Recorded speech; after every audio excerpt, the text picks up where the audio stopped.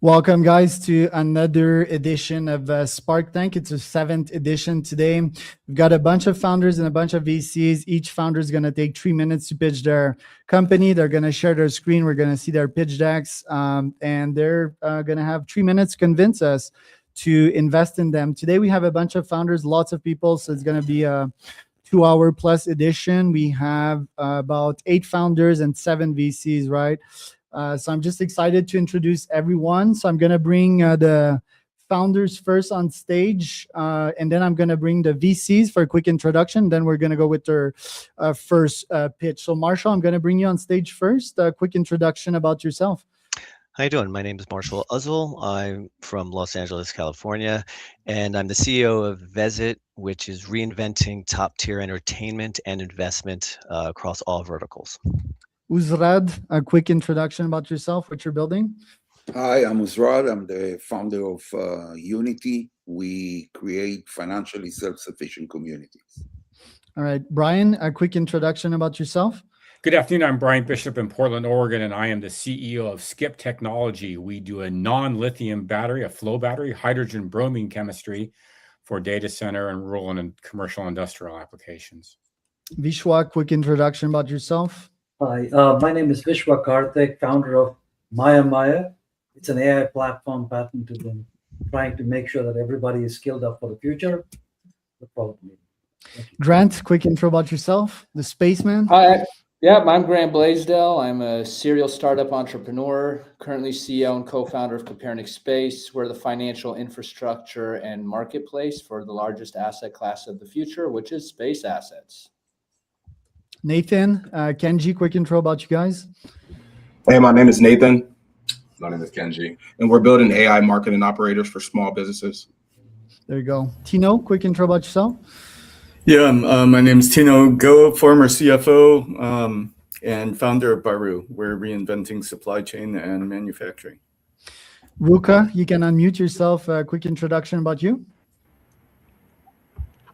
Hello, my name is Rukayat Bello, and I'm popularly known as Madam Gracious. I co-founded Register, and what we do is we give loans to the micro business owners using agency banking model. Thank you. Thank you. I'm going to bring the founders on stage because we're so many today, and we're going to introduce the VCs in a couple of seconds. Let us start with Jordan. Jordan, it's been a while since we spoke, but I've always remembered your brain. Quick intro about yourself. Thank you, Charles. Happy to be here. I'm Jordan Green. I'm in Melbourne, Australia. I've been a co-founder of over 20 ventures over the years in 3 different continents. And then I've also been a partner in a successful VC fund and the initiator and leader of the angel community in Australia. There you go. Michael, quick intro about yourself. Sure. Mike Feynman. I am the owner and managing partner of the M&A advisory firm, Texas Business Brokers.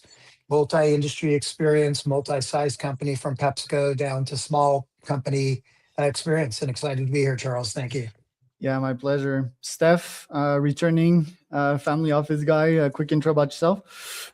Hey, I'm Stefan Whitwell, CEO of a nationwide family office and co-founder of several companies, including an AI and automation implementation firm and a venture capital firm called Mach 10.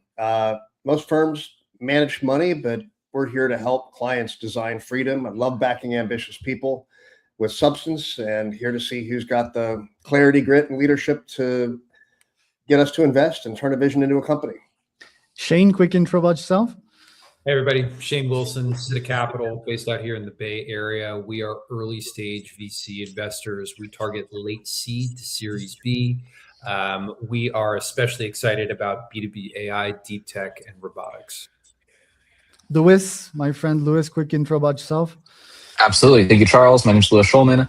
I'm co-founder of Orbit Marketing and Orbit Metrics. We are a marketing agency and an analytics agency, but I always am eager to support exciting founders. Brandy, a quick intro about yourself. Yeah, Brandy Kolaski, Sacral Capital, Sacral Fund, and Sacral Sisters, a venture capital private equity hybrid. 110 million we're opening up with. We invest in all your traditionals, infrastructure, digital infrastructure, consumer health, and aviation aerospace. There you go. Well, thanks to the VCs. Let's start with the first deck. Marshall, you're going to be on stage. So All we can see righty. your screen. We can hear you loud and clear. The stage is yours. Fantastic. So this all started when I was a TV writer and I had multiple shows in development. I was pitching. I was selected for like 3 different writers' rooms and assigned a couple pilots, all in the same season. And one by one, they dropped off and cratered. And they had nothing to do with either the quality. They mainly had to do with either strategic demographic choices, or one showrunner knew the executive and things of that nature. And I realized that no one was going to know any of that material ever existed. So that's kind of what got us going. And currently, entertainment is in an absolute state of chaos. It doesn't matter if it's Broadway, film, TV, video games, music, publishing. You've got 6 conglomerates or gatekeepers that are pretty much controlling about 90% of the entire market. And what they're trying to do is just kind of maintain as much of market share as they can. The problem is they're posting huge losses, and that's causing them to consolidate. They're closing game studios. They're laying off a ton of people across the board. And they're making far fewer original projects. Now, what that does for the creators, it does to them, is that now it's tougher for them to get their projects made, all the way from the producer of Transformers, down to the mid-level creative. And the other thing is they have no IP or financial control over the situation. In terms of audiences, they just pay for whatever they get, and they have actually no voice in the process. So what we did is we built the only SEC-compliant platform geared for all major entertainment professionals to raise up to $75 million per project per year from the general public. In exchange, they pay them a cut of first dollar gross revenue. So as we call this, it's almost like Robinhood for top tier entertainment. So in essence, every single major entertainment project becomes its own little mini IPO. So what that does is it inverts the industry. So what it puts the professional creators and the audiences actually at the top of the food chain. Enables them, the creators, to have 100% financial and IP control, and it gives the audiences ability to greenlight projects through their investment, and they make first dollar gross ROI from it. Now, the major media companies, they also benefit because they have far less financial risk, and they get projects with built-in audiences, because if you have about 50,000 investors, they're going to talk to about 50 people. That's a nice number of folks who have 1 minute on the clock, Marshall. For that project. Got it. So the market's huge. It's from 2.8 trillion down to, for global entertainment, down to 39 billion for the U.S. independent entertainment market. We think we can get a nice chunk of that right out the gate. And this is the level of professionals we're dealing with. These are their credits. These are producers, showrunners, game developers, all with major recognizable talent. We've already received about 20 submissions. This is the product. It's very simple. You invest. You can follow other investors in case you're the Warren Buffett. You want to see how well they're investing. You engage with progress assets, and then we track your earnings. Our business model is simple. 8% of budgets raised for raises up to 5 million, and anything over 5 million up to 75, we take a 400,000 flat fee and 3% of the gross.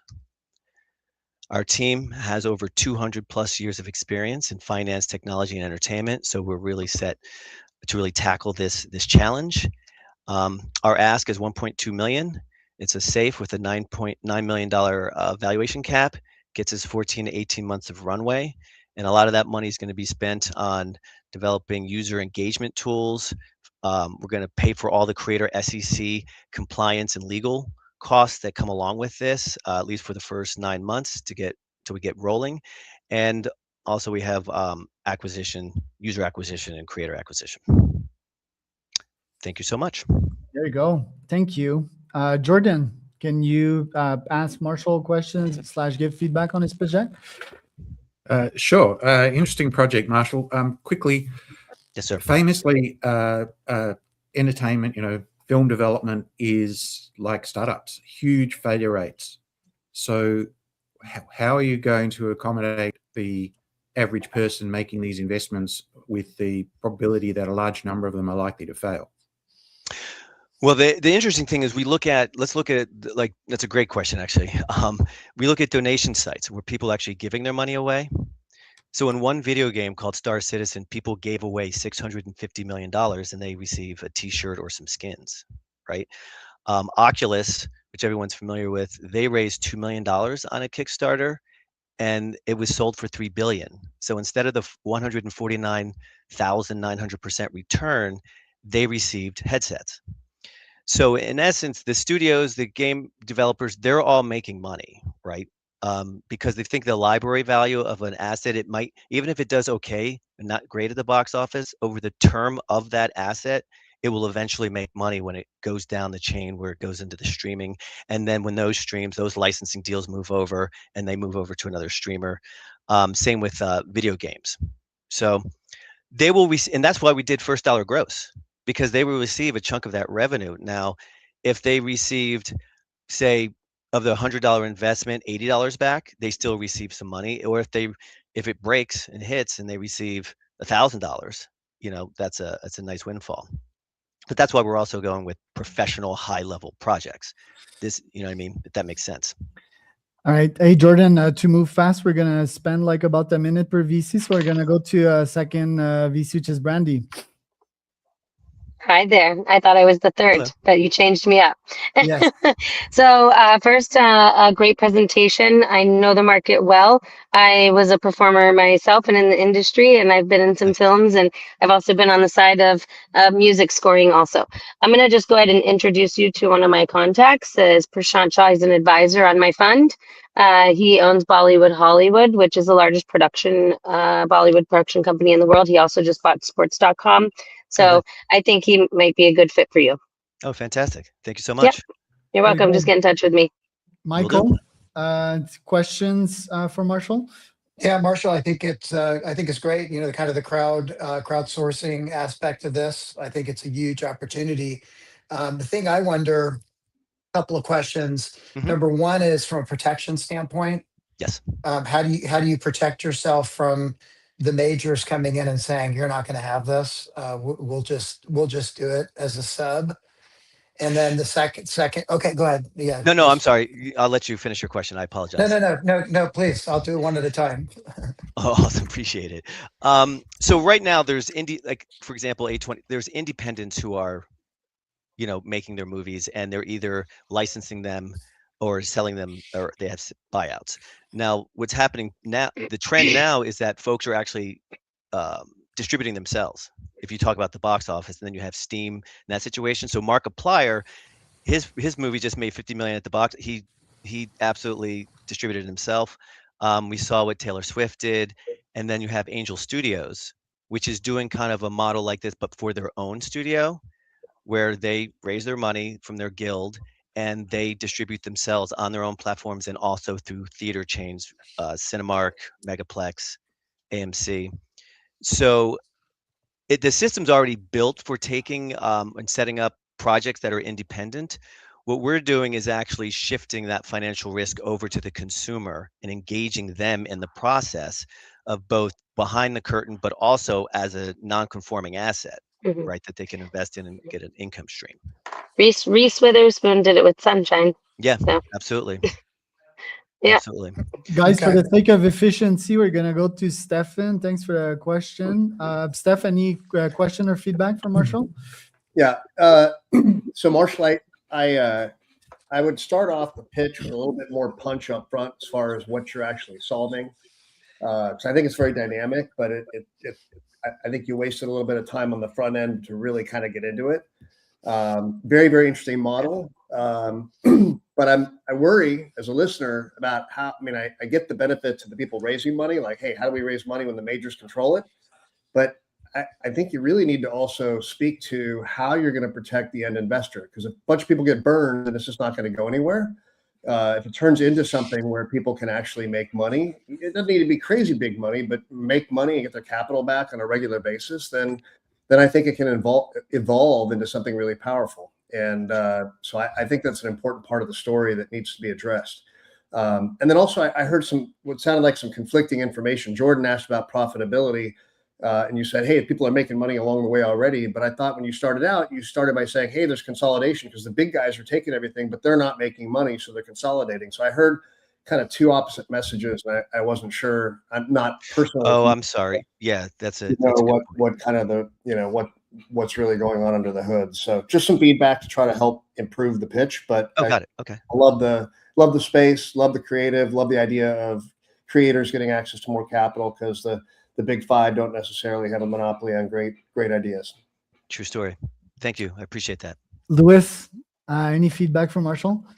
Yeah, I think it's a interesting idea, and I like the kind of space of alternative ways for people to both invest and raise money for projects. I suppose the question for you as the operator for this to be kind of worthwhile for you to invest your own, time and energy in is what level of volume of activity and transactions kind of need to occur on the platform for this to be a worthwhile endeavor.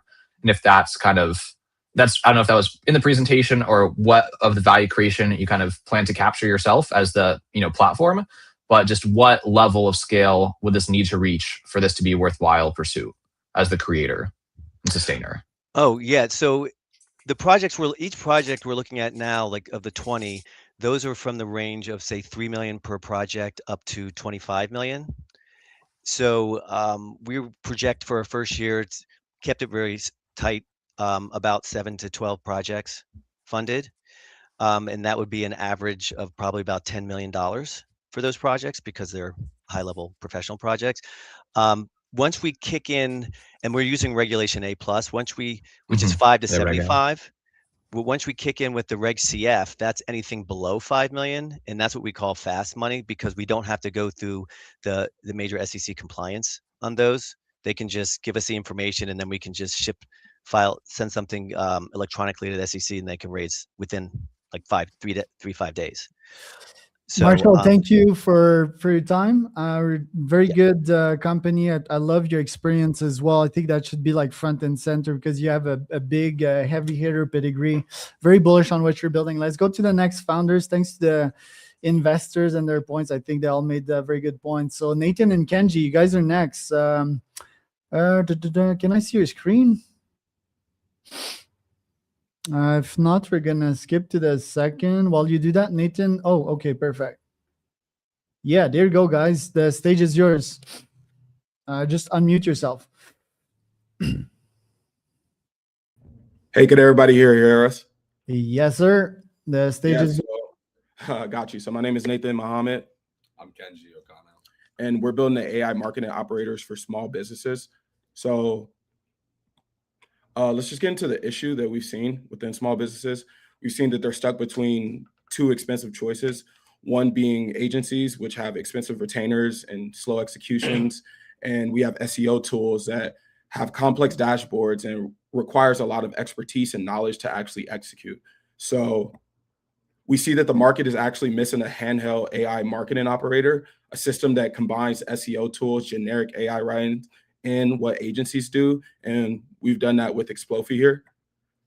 So I'll let my co-founder get into it. Yeah, so basically we're building AI marketing for small businesses, and first we're starting off as a simple execution, but we also plan to dive into a assistant chatbot, which is basically replacing the agency model. It'll be your go-to for help, for support, for what to do next for a small business, and eventually we'll go into ads as well too. So it's a pretty exciting timeline.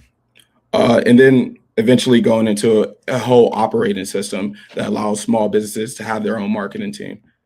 So right now we're looking at a market that we can intercept a lot of these inquiries for agencies, and we're looking to convert the agency service spend into software revenue. So right now our overview of the market is about 80 billion, and it costs 1.5 to 5K for a small business to acquire these services by your local SEO agency. And we're looking to cut that by a 10th. So we're looking at $299 to $599 a month based off of the plans that we've created. And as you see, the agency retainer is about $2,500 a month. And with this Explofi, it'll be $299 a month with around $2,000 worth in savings. So we see that businesses want to outsource SEO because they don't really understand it. So we've just taken Explofy as a guided in-house execution system. And it's simply easy how Eve works. So it sets up your business. You tell it your type, your location, services, website, and your competitor. It does a competitor analysis. It sees what's working in your market and what's not based off a RAG model. And then Eve creates an SEO action plan for you. And then Explofy, the engine, executes it for you. And you have weekly updates, which is the Explofy OS system. And we're looking at 100 customers at $300 a month to get us to C-ready traction. So this is our plans, our $99 starter plan. Growth plan will be $299 a month. Operating plan, $599 a month, and then multi-location, $999 a month. So we're looking to get 100 customers paying roughly $300 for the growth plan to get us at 30K MRR. And in a more perfect world, we'd have 60 customers paying $500 a month to get us there in the upside case. So our GTM strategy 1 minute, would be, guys. Hello? 1 minute, guys. Yeah. You have 1 minute to finish. Got you. Yeah. So, we're looking to intercept agency demand by finding local businesses that are looking for these services, intercept them, give them a replacement pitch. And we're targeting local businesses that are looking to renew their contracts with agencies. So we're looking to have a good strategy also with founder-led outreach and acquisition channels such as Facebook and LinkedIn, where a lot of business owners are already habitating. So it's built by us two. Kenji's the founder. I'm the co-founder. I have a lot of experience in the agency world, also in the in-house marketing team. He also has experience within the agency world and SEO as well too, and programming. So everything we need here is on this team. And we're looking to have 18 months of runway to 30K MRR to get us to C readiness. So how it looks for us is Eve. Then 46 months, we'll validate the retainer replacement. And then from there, we'll begin more production on the other tools that we'll be building for Explofy. And then we're looking to raise 500K to reach that 300K MRR, 30K MRR to fund the seed process. We're looking to use 35% of that for founder runway, 25% for project and engineering, go-to-market and sales, AI infrastructure, marketing and creatives, and a little bit for buffer and legal. And what this unlocks is just 30K MRR, our target, and to see if this is actually going to work. All right, guys. Yeah, thank you guys for your time.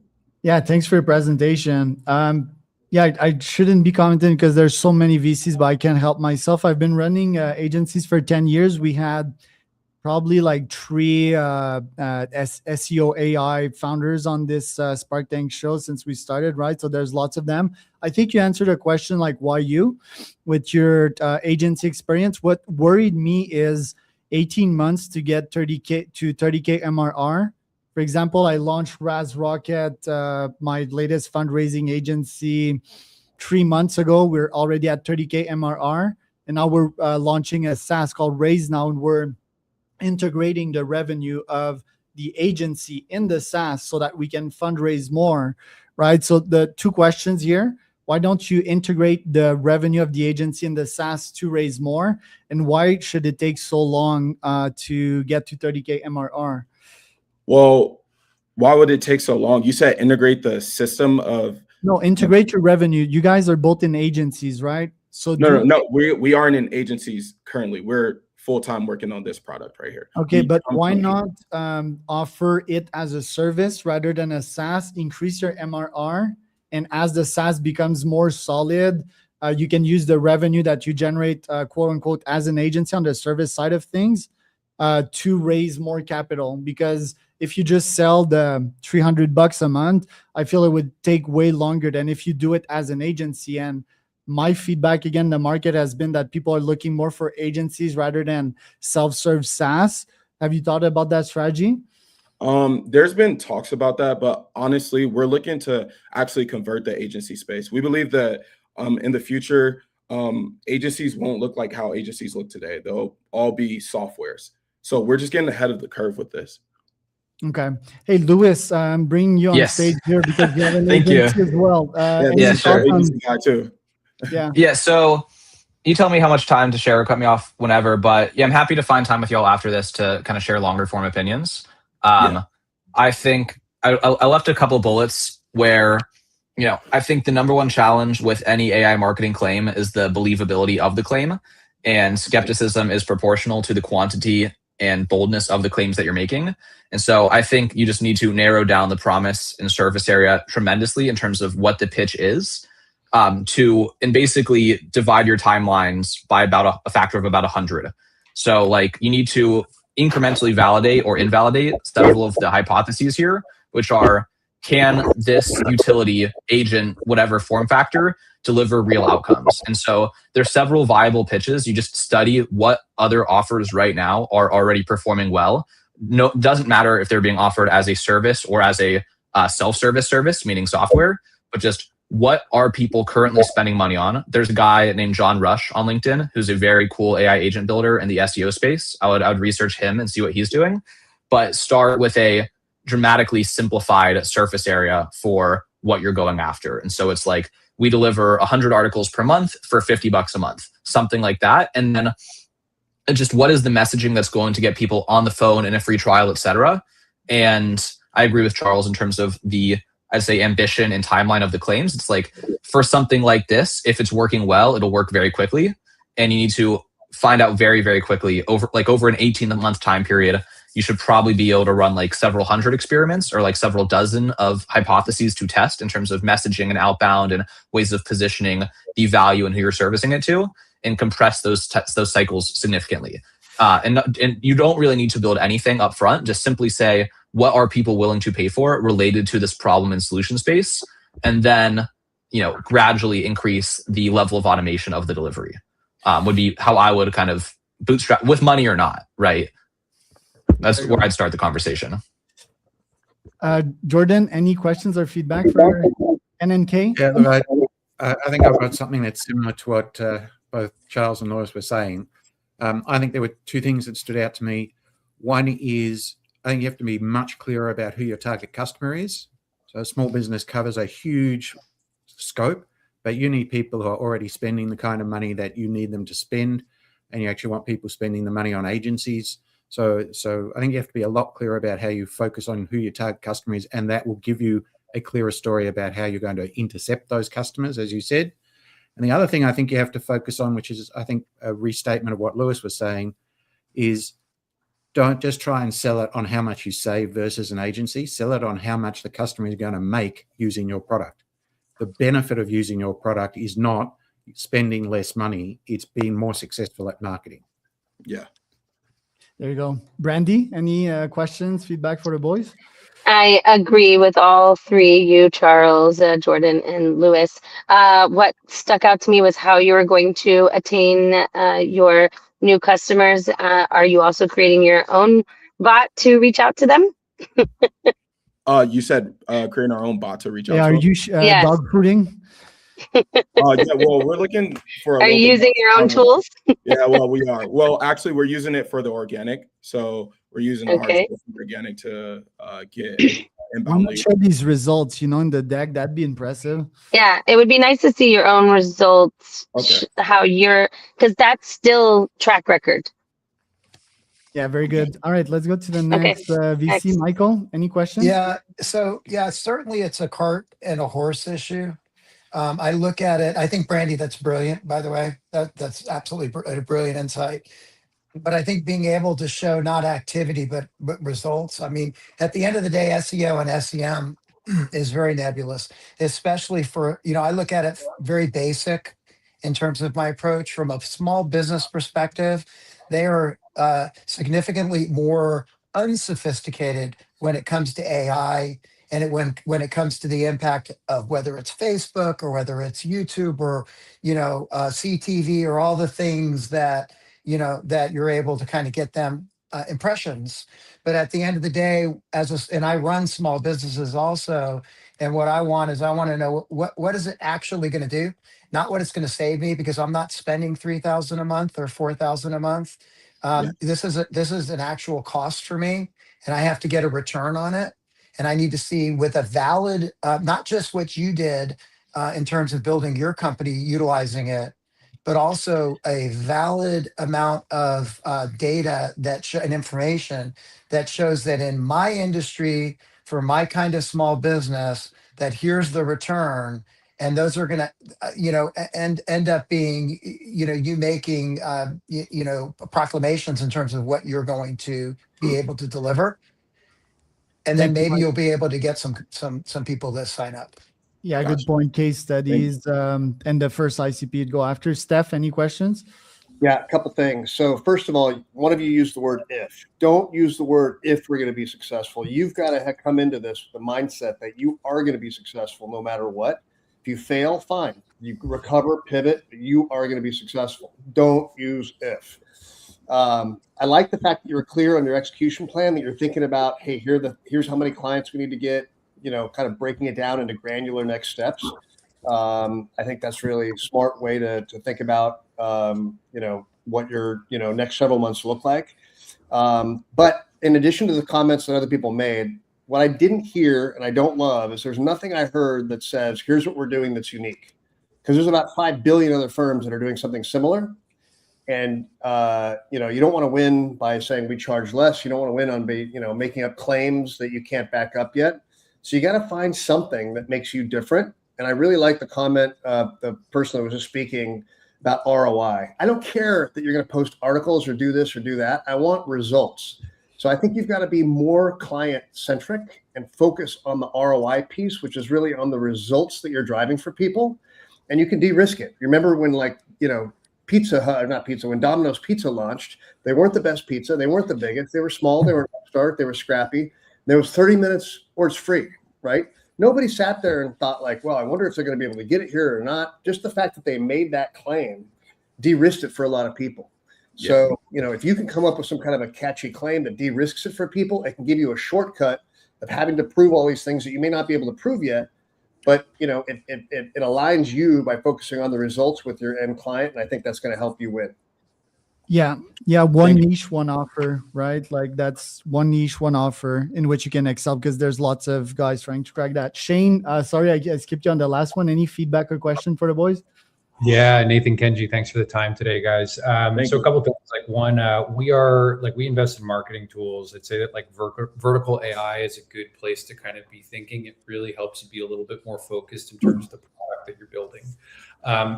Looking at your deck right now, the product features that you're kind of putting forth are not particularly exciting. And I'd also say as an early stage company, going into SEO is a little bit of going to where the market was. GEO is what's exciting right now. And that is already a super competitive space. Lastly, I would just say from a venture proposition, like 360K and ARR, it's not venture scale. That's going to turn a lot of people off. We got to see bigger. We got to think bigger. Following some of the trends that I'm picking up from the last couple of contributions here, I think that we also need to recognize that in the agentic era, things like per seat pricing and retainer fees are going out the window. We don't need to worry about how many people use these things. We don't need to worry about how long things take. So taking this kind of idea of de-risking for the customers, go for a value-based model. Pay us for every lead we generate so that it makes it a zero cost proposition to tell you guys yes. You can build, iterate, get much better, and then you get paid for success. With time, you automate that, and now you've got kind of a cash producing machine that I think would work really well for this customer segment. I love that. Nathan, Kenji, thanks for pitching. Thanks to the VCs. We're going to go with Vishwa up next. So let's share your screen. And the stage is yours. Yeah, we can hear you loud and clear. Sounds good. Can you see my screen as well? Yes, sir. Awesome. Thank you. Hey, my name is Vishwa Karthik. Thanks for the session today. Appreciate it. So everybody is super terrified about losing their jobs, and AI pretty much is significantly supercharging this real concern, right? We are not betting on job losses. As you can see, skill gap is pretty high. The amount of half-life period is now about 17 months. And what we're really betting on is the jobs changing and the roles completely evolving in the age of AI. And just to give you some perspective, this is a $784 billion TAM. And what we are really going after is about a $4.5 billion SOM over the next 2 years. That's kind of what we're looking for. Good news is we're already in the market. So we don't have a solution for what I'm talking about. So we have a continuous alignment and assessment platform, which is built based on EQ and IQ together. Idea behind it is eliminating the antiquated processes, disjointed silos of information. So we are looking at the people behind their resumes and not just what it is. So what is it that we have done? The good news is we have a patent, right? So we have a patent on the differentiation of understanding the entire EQ by just a gamified platform. So it's not just a solution which is gamified. This is to help businesses and institutions reduce and find that the right person is in the right seat and at the right value and what they need to do. So that's kind of what we have built right now. And what we have, as many of you know, probably in the tech sector, getting a software patent in AI is not easy. So the idea behind it is to get the patent. And since 2014, it's been pretty hard. And we have a significant mode of protection all the way through 2042. We've got a granted patent as well. So my name is Vishwa Karthik, and I co-founded with 3 other people. And what we have done is effectively exited multiple different technology companies in the past. So our team, we know how to build and scale companies. So what we've done is we have put together a solution which is super easy and gamified for everybody, for students, for candidates, for employees, and it is for institutions and also for businesses alike, effectively building them a way to hire the right person for the right role in the right team and increase the internal mobility and upskill them, reskill them, and provide the right kind of talent. Why is this important for a business? They save 34% of their margins. And it is a pretty significant gross margin hit when somebody has got to be repurposed or you got to fire somebody and hire a new person. So what we end up doing is to try to address this large market. So we already have existing customers. We have the product is already got early revenue, and we have a super good traction in the market, over $5.6 million in weighted pipeline that we have already got in the market. And now it is available. You can go click on it and you can even subscribe to it. It's a free trial for 7 days, and you can use it from 200 users. It's a subscription-based revenue model so that we have built. And the biggest competitor that we have in the market is Eightfold, and their valuation of $2.1 billion. They raised $397 million 2 years ago. And we have the exact same solution because of the kind of valuation and the funding that they got. They pretty much left the entire mid-market for us to be able to exploit.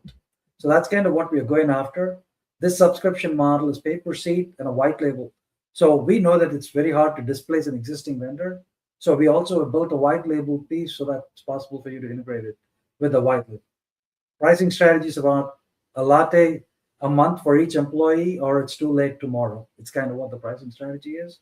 And we are already built, and we are globally today. It's already in use at various different locations. So this is kind of what the approach is and where is it that we're taking to the formal model. And right now we are raising $8 million in a hybrid mode. And we are trying to get value-added investors who can add revenue, other than just the money. We are looking for somebody who can actually bring in customers where we could be walked into. So what we are trying to capture is just 0.2% of the sum, and that would translate to $3 million of MRO. So effectively, we got the first patented AI using behavioral economics for soft skills. We got proven traction and market readiness. We are integration ready and built into major human capital or human experience management ecosystem. We are positioned for hyper growth in this $800 billion market that we are trying to go after. And we're backed by a world-class team with 3 exits. And we'd love for you to join us. And you can just take a quick look at this QR code and see for yourself. And it's available in 13 languages and not just limited to English. Thank you. Thank you, Vishwa. Jordan, any feedback, question for Vishwa? Vishwa, interesting. Obviously a crowded space. One of the confusing things was you said you've got exactly the same solution as your biggest competitor. Yes. That doesn't encourage the belief that you're going to be able to. You said that you have exactly the same solution as your biggest competitor. That doesn't exactly encourage one to believe that you're actually going to win in the market. So I think you need to focus more on what's different. You gave us a lot of detail, but frankly, a lot of it was confusing unless you're an HR expert. So I think a little bit more clarity about the way it works. You focused on the fact that there was a skills gap, but all you seem to be doing is helping people identify a skills gap and then sending them off to go and fix the problem themselves. It would be better and more interesting if you were actually helping to fix the problem of the skills gap. And I will borrow from, I think it was Shane who commented on the last one. I really wonder if you should still be promoting a SaaS model for this. Why not be taking it to a per person benefit so your customers can actually say, hey, I'm using this tool and I'm seeing the benefit with every single person I recruit or every single person I manage, and pay for that in some way. And that would be easier if you were actually providing the upskilling as well as just pointing people towards upskilling. So, Brandy, Yes, do you want to take 15 seconds to answer that, Vishwa? Absolutely, no issues at all. So that's a great point that you're bringing up. When I said we do the exact same thing, they do it very differently. That's why we have the patent. What we do is effectively based on soft skills, job skills, and we do it based on behavioral economics, all three of them together. Think of Myers-Briggs plus your Strength Finder plus all of the technology pieces put together, all rolled into one, right? So that's why we are super different. But do they have a bigger solution? Yes. Do they have a bigger market share? Yes. But they have left an entire middle of the road open for us to be able to. Would love to see that in the slides, right? Like Jordan's point is just like explained in layman terms, and your opportunity, maybe a quick graph, right? Brandy, any questions? One, have a better sound mic system, because I felt that some of your presentation was a little far away and then it would come in. And then two, yes, more clear on your your high level points there on what you're solving. And then three is, you confuse me when you say you have a patent, but then I heard you said you have a patent pending. So which one is it? I don't have a patent pending. I have a granted patent. Maybe it was the audio again. I have a moat all the way through to 2042. It's kind of what. Okay, but you do already have a patent and it has been approved. Granted, yeah. USB. Granted. Yes. Okay. Okay, got it. Okay, let's go to the next one. Michael, any questions for Vishwa? You're muted. Quick unmute. I think what I hear you saying is that you are pinpointing the target population for jobs, and then therefore the integration into maybe an LMS would make it more effective in terms of, you're raising, you're being more clear so that there's a lot less, and there's where your 34% savings, I guess, comes in. Exactly. And maybe be a little bit more clear in layman's terms on that, because that's really, I think, the where there. The follow-up question is, do you have a use patent, I'm assuming? No, I have a process patent. A process patent. So, which is fairly broader, effectively collecting data all the way through to actually executing it. To Jordan's point, we just don't do the assessment. We do assessment, analysis, alignment, and action plan. But do we train them? That part of it, no, Jordan, to your point. But what we do is integrate with all the LMSs in learning and development so that they can generate automatically a learning path. So follow up on that real quick is that if it's a process patent, how minor does the process need to change to circumvent the patent? And so I'm sure you've done that analysis, but I would be very careful about that, because any investor, that's the first question they're going to ask is, how good is the patent? That was where I was going with that, but I would ask him on the sideline. Steph, any questions, comment for Vishwa? Yeah. So two things. I think there's no doubt among anybody here that you're super smart and you're also focused. You've got a very credible team, and you're focused on a big problem, which I'm just going to call the confusion of human capital in a period of great change, right? After that, though, if you're open to it, a few points of coaching. First, you need to rewrite your presentation. Way too much crap on there. Each page needs to say one clear message. and you got a lot of stuff on each page. And that's one reason that nobody on here really understands, including myself, exactly which problem you're solving and exactly how are you solving it and how does it differ from everybody else and how is it going to stand out from the noise, because human capital isn't necessarily like a unique problem that we've just figured out today. A lot of people are focused on it. So you've got to be really clear about how you're going to deliver ROI, from the previous conversation. How are you going to actually deliver ROI and what's going to make it more effective? And how are you going to do it in a way that doesn't piss off workers who are just like people being asked to do more and more and more and more and not make them feel like they're gamed, like, hey, here, fill out yet another personality thing or watch another quick video and we're going to promise to magically transform your life. Like, I think there's some barriers here to this that really you need to find a way to communicate at a ground level, simple terms that anybody listening would be like, oh, that makes a ton of sense. So I have no doubt as to your intelligence, the quality of your team or the problem, but I would step back and before you raise $1, you don't need 8 million. You need to first figure out what problem you're solving and how you're solving it and figure out how to communicate it, because that's what's going to stop you from getting the revenue you need. And the more money you raise without having a clear revenue trigger is going to ultimately complicate your life. So I would scale down. It's probably the last thing you want to hear, but I would scale down quickly, focus intensely, and hit the gas once you've got greater clarity. There you go. Shane, any questions, feedback for Vishwa? Yeah. So first, before Vishwa get into the feedback, I'll just kind of like make a comment on some of the things some of the other investors on the panel are saying. Like with respect to patents, frankly, I don't think they're worth the paper that they're written on. Like you're an early stage company, we underwrite against revenue. And if you're going to go to court to defend a patent, you're dead, right? Like it's just not the right way to think about your business. Defensibility and moat is traction. It's not patents. The Vishwa, with respect to your feedback, man, I don't have too much good to say, frankly. Like the information organization was really bad, such that this presentation was really dead on arrival. For example, like really what it is there's an order to these things, and unless you have something like magical as a presenter, stick to the game plan.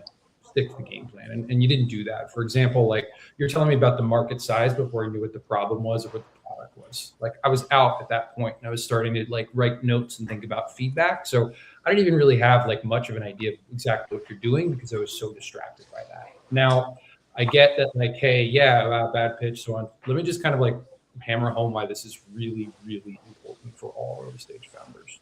Storytelling is a proxy for leadership capabilities. And if you can't like explain to me what's going on within 30 seconds, I doubt your ability to explain this across an organization of 15 to 100 people. You're really taking the time to think about what your message is, how it's going to land. It's kind of the stuff that you have to do before you go into these things for me to think that you're a credible CEO. Yeah. I love that. Yeah, Vishwa, thanks for being here and taking that in. It's you need to have balls of steel to come on Spark Tank. Louis, any feedback or questions? Yeah, I have a bit of feedback, and hopefully this is recorded, so maybe Vishwa can rewatch everything because there's a lot of things to kind of keep in context. But I kind of bring a background in of a bootstrapper and a copywriter, and so my one piece of feedback is just the word specificity. And so I'm missing like one story of one repeatable transaction. Like here is one situation in which one person would buy this, and here's why there's 10,000 people just like this one person. And that's just a really simple way for me to be like, because you only need to sell one thing 1,000,000 times. Like only convince me of one thing. I'm like, oh, you will probably do that one thing reasonably well, and you can continue to do that one thing and press the money button for a long time. And I tend to just, as the bootstraps, that's like the copywriter's feedback. And then the bootstrapper's feedback with kind of my general opinion on this like investor council is, with Claude, it's like, what is the version of this that generates revenue in 7 days, right? It's like, what is the simplified version of this that is revenue generating within 7 days? And then we can talk about enterprise contracts. And to the extent that you mentioned you have existing clients and case studies, I would lead with that, right? It's like, what can we de-risk here? Someone's already given me money for something like this. This is why they're super happy. And here's my ability to find all of them. And then it's just more straightforward. I'm not like allergic to big visions, but I'm kind of like, let's start with, there's no reason in today where I can just prompt, I can copy your website about page and be like, build me something similar to this. Like you need to convince me that you are a better alternative to me just doing that. Golden stuff. Vishwa, thanks for showing up. Let's go to our next contender. Very exciting company. Let's take Brian on stage here. Brian, we can see your screen. We can hear you loud and clear. Go ahead and present. Good afternoon. I'm Brian Bishop. I'm with Skip Technology, and the problem we are solving is there is an urgent need for energy storage. The amount of energy demanded, power demanded off the grid far outstrips what the grid can currently supply or will be able to supply in the near future. So time shifting energy is the problem we are solving. The other problem that became critical in this last summer is the over-reliance on the Chinese supply chain. Chinese supply of battery components and power system components became a huge, not just supply chain security, but national security, almost defense-related problem. And not even talking about the safety of lithium batteries, because so many of those have caught fire at utility scale.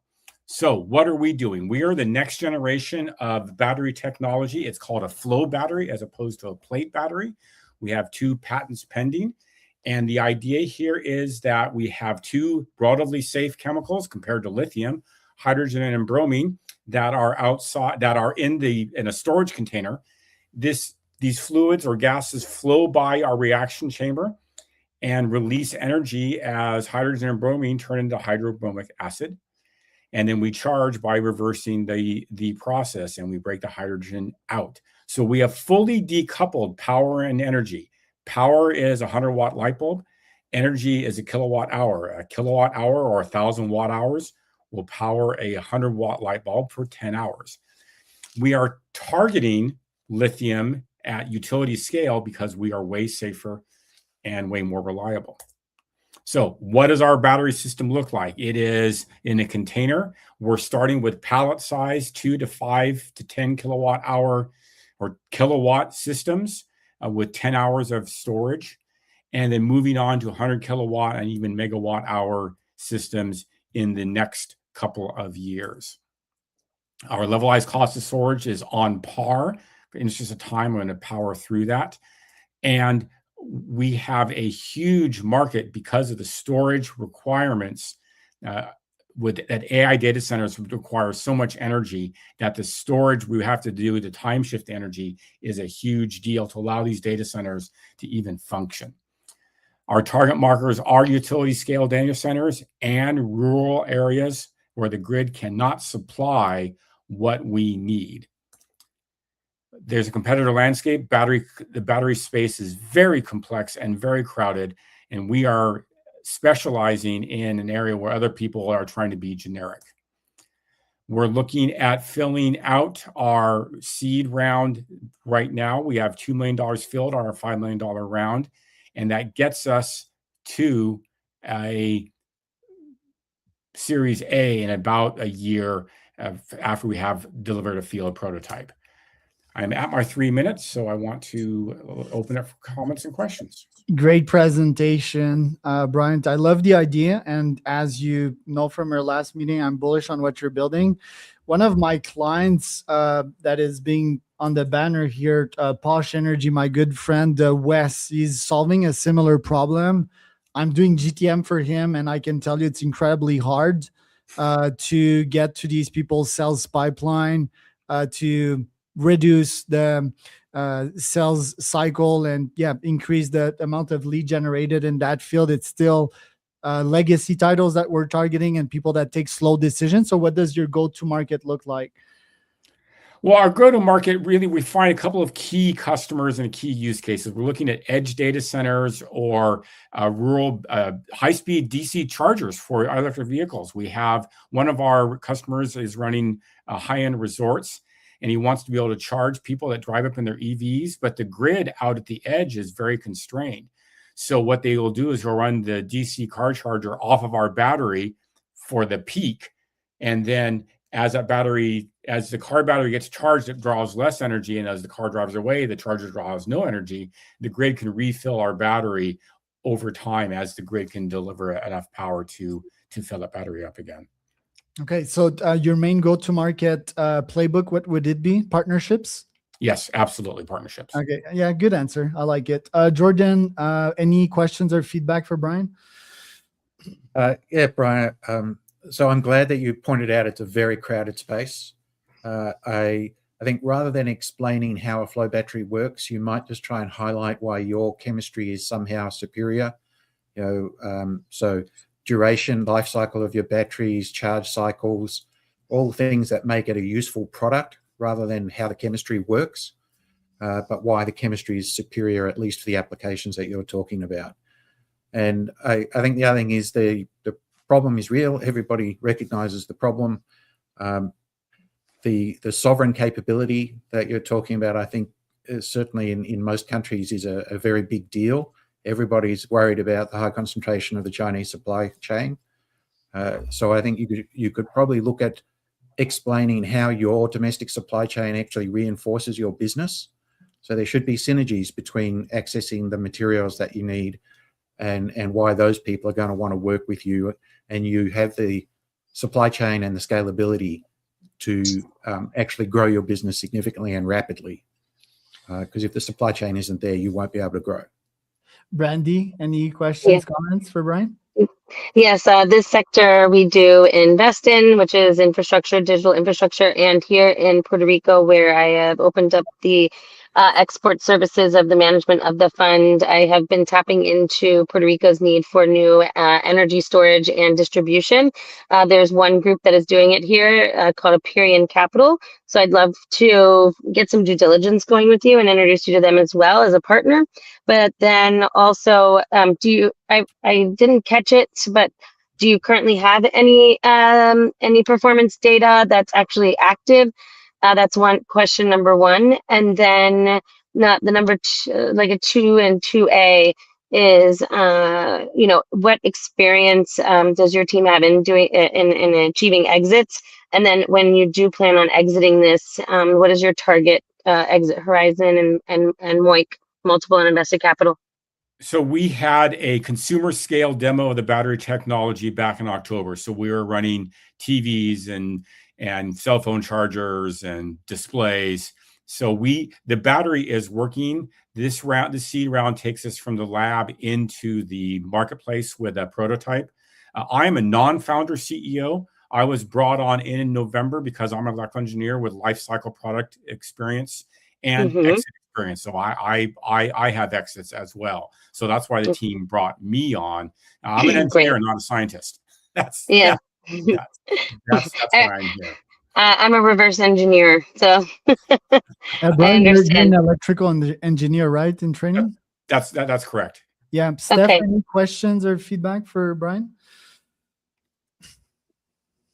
Steph? Oh, sorry. Yep. So Brian, I really like how you clearly stated the problem and that you have a clear path on kind of your major milestones over the next several years. I also really like that you're focused on specific niches, not the whole market, but that you identified, hey, here are 2 types of people that we're going to target. I think that increases my confidence in your plan tremendously. Just 2 quick things. One, like Jordan mentioned, I think you need to identify how you stand out, and not just what makes it quote superior, but give us some degree of magnitude. We have a cost advantage of X%, or a longevity benefit that's 2x the competitors, or something that helps us. Gartner graph, like a little Gartner graph, Yeah.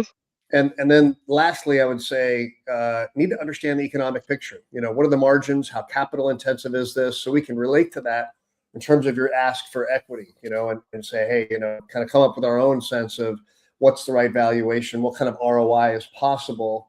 But without any sense of what the economics look like, it's hard to do that. So I would consider fleshing that out to strengthen your ask. Michael, any questions, comment? Yeah, I've got a big problem in that I missed 3/4 of your presentation, Brian, and I'm really sorry. I was fighting in the background here with technology. Well, So, you can pick up on next one. Do you want to? Yeah, send that? all good. Okay. Lewis, any questions, feedback for Brian here? Yeah, I have both. I'd say some feedback I could offer on the pitch and on the business, but I'll go, I suppose, pitch first, which is just in general. I'm going to use the word allergy again. I kind of have a bit of an allergy to the word "or" because it kind of feels like there's almost like a hedging going on. Of like when Charles was like, "Who do you plan to sell to?" It's like we might sell to them or them or them or them. And it's just like the fewer things you need to convince me of, the better.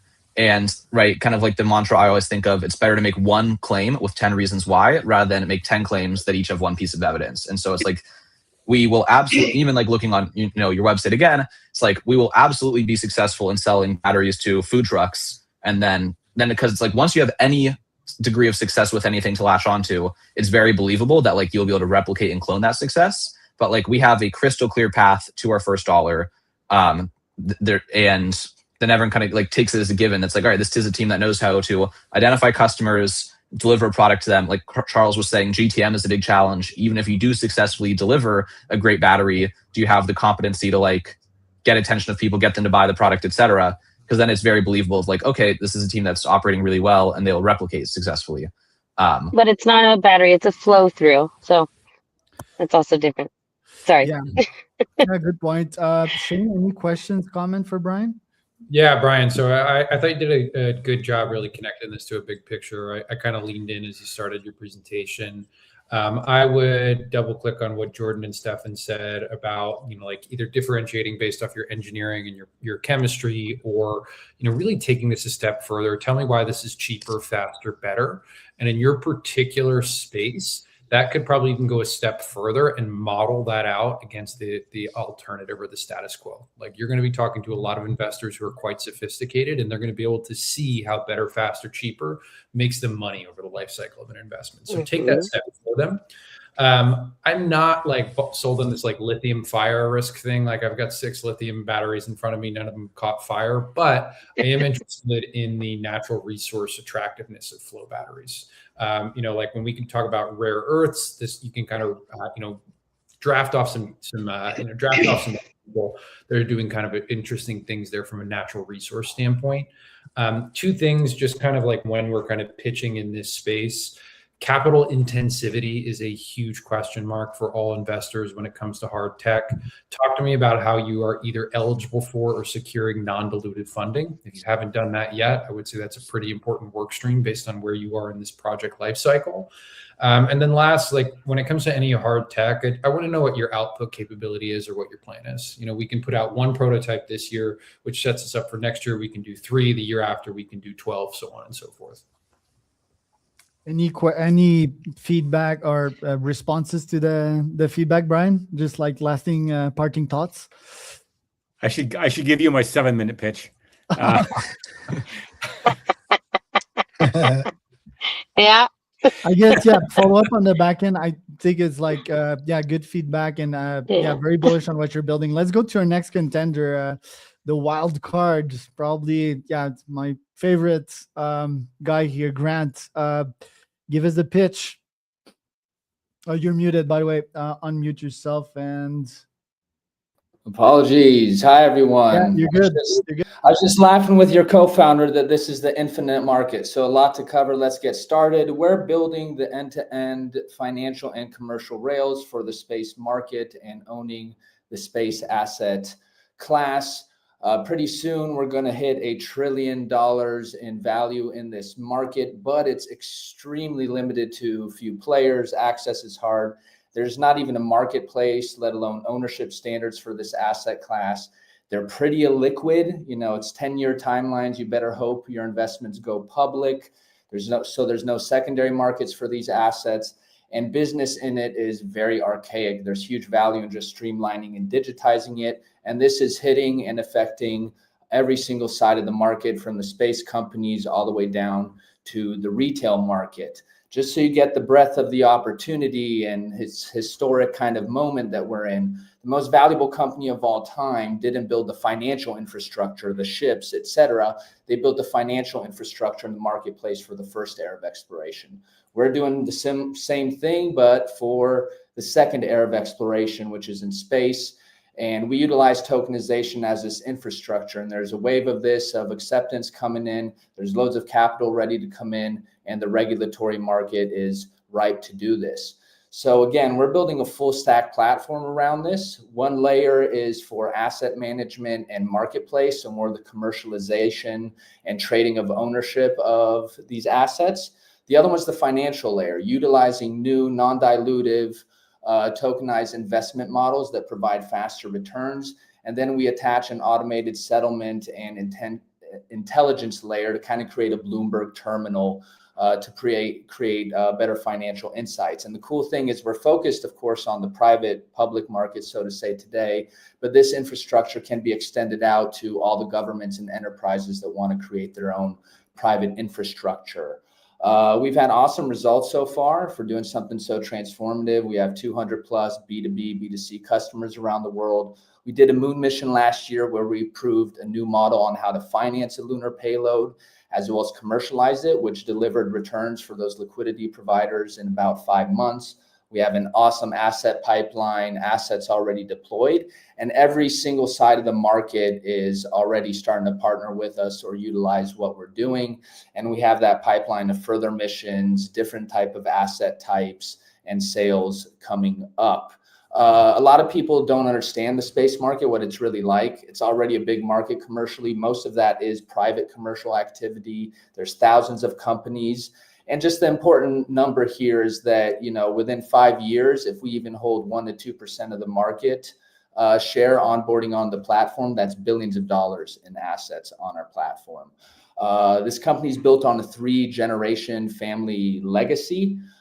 Personally, I've been in the blockchain market for over a decade, already built a category defining startup and exited it, which was CoinFirm. You notice the same last name. My co-founder is my mother. She's a Silicon Valley OG, known as Lady Rocket. And we have awesome people on the team that were leading space commerce in the halls of the US government. And right now we're in our seed round. So what we want to accomplish with that is the soon-to-be launch version 2 of our platform with the live secondary market for assets we already have, onboard all the pipeline of assets that we already have secured, and we're securing more.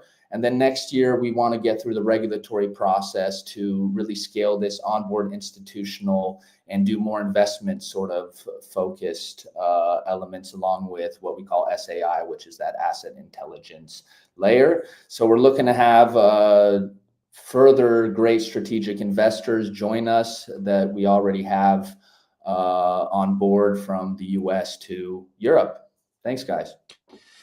I love it, dude. Yeah, I already told you I'm bullish on what you're building. I just like to see the Adidas slide, right? Like the collaboration that you had with them, like putting the shoe on the moon or whatever. I think that would be a great use case to help people understand, right?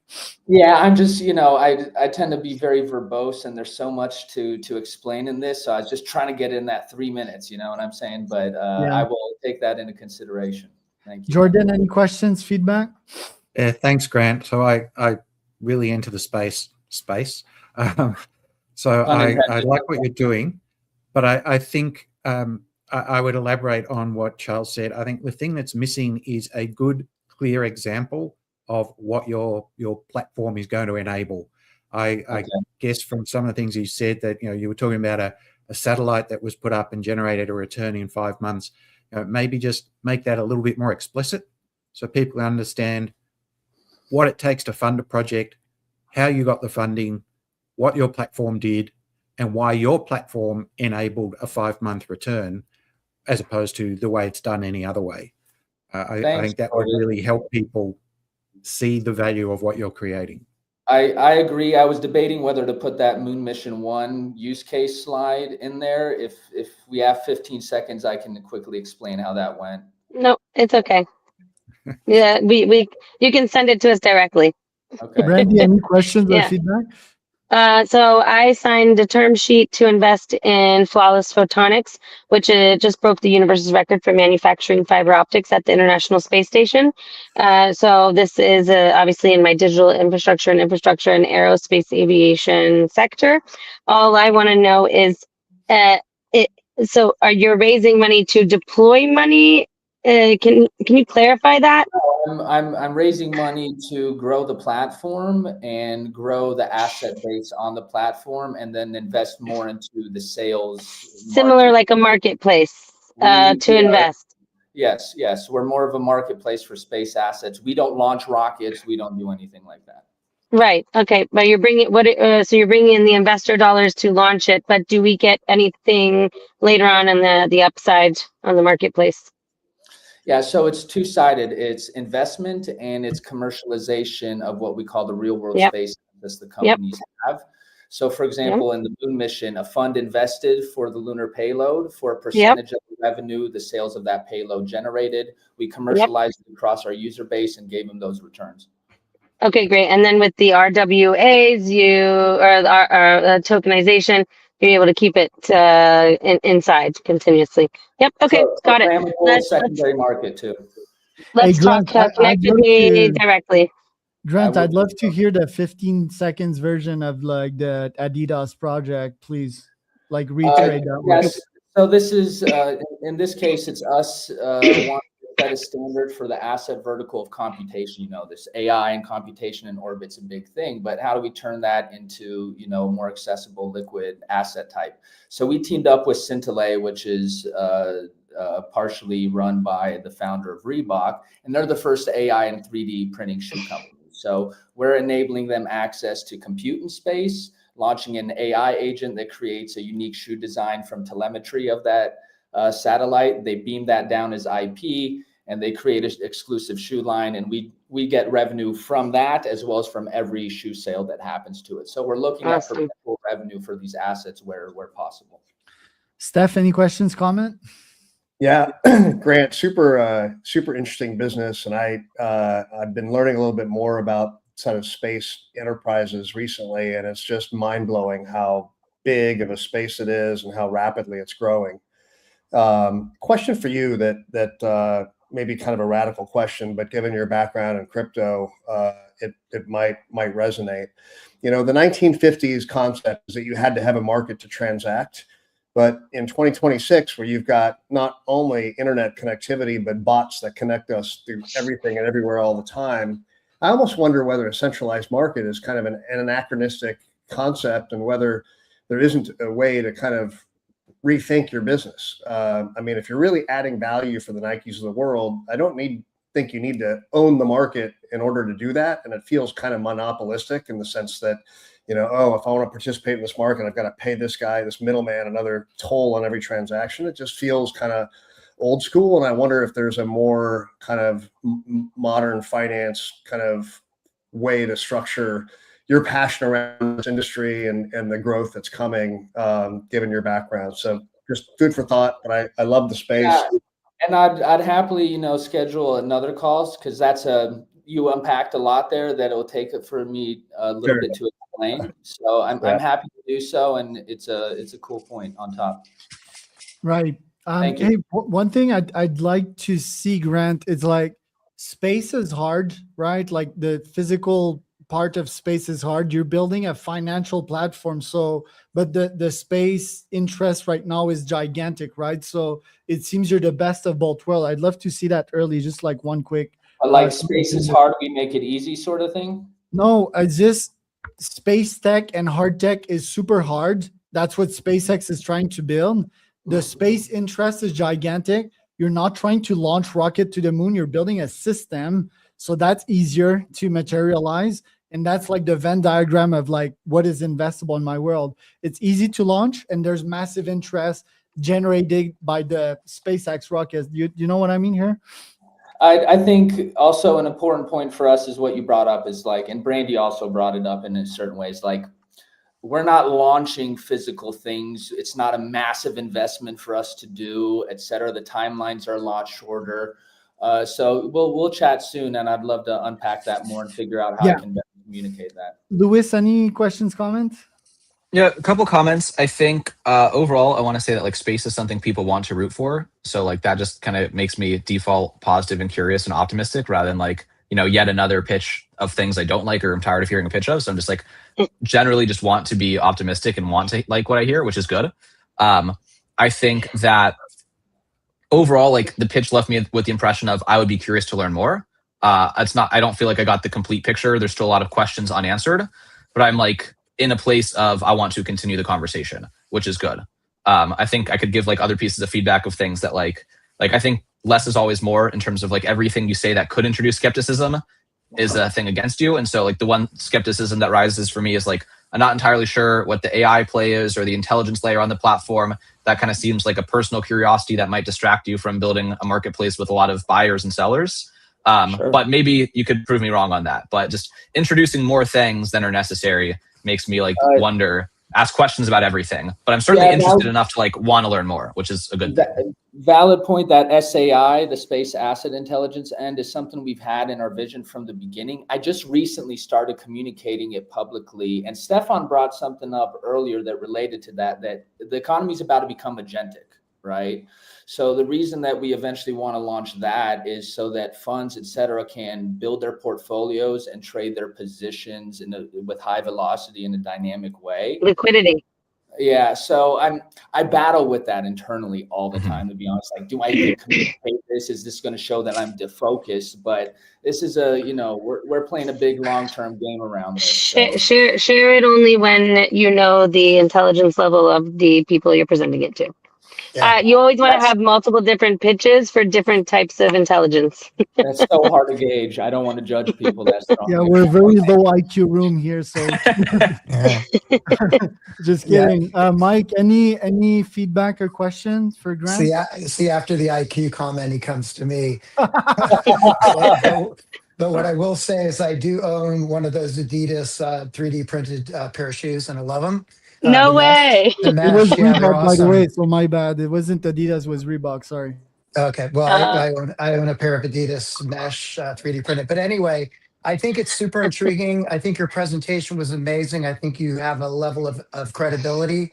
The only thing that I would say from a marketing standpoint is I think you have the opportunity to make the presentation a little bit more sexy, and depending upon the audience. Sound like my mother right now. She's always I'm just talking about sexier. I mean, I'll do my best here.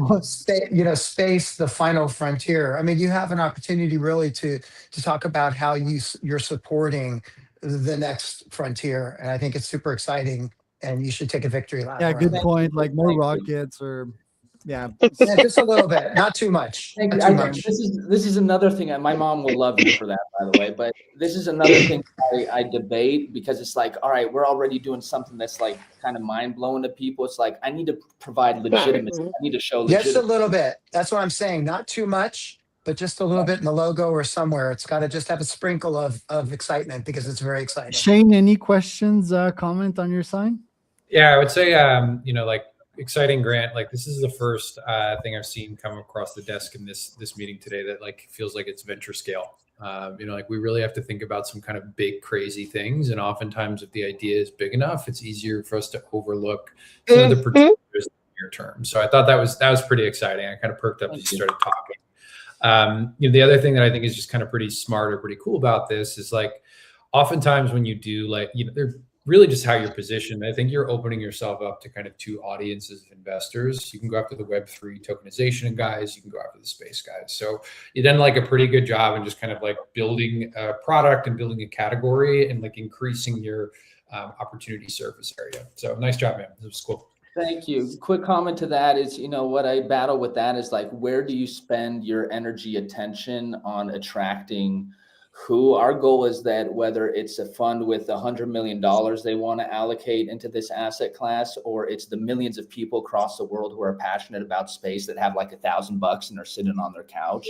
Yeah. Like, so short thing I'd give you is go after the Web3 guys first. They're going to have a lower bar of scrutiny, and like space folks right now tend to be very sophisticated. They're going to know things like different government projects, different government timelines. They're going to want to know who you know, how you're lobbying.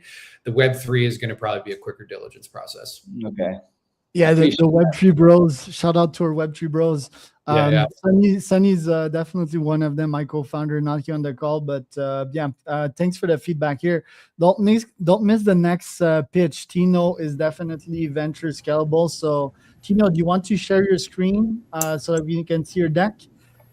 Quick plus icon. Certainly.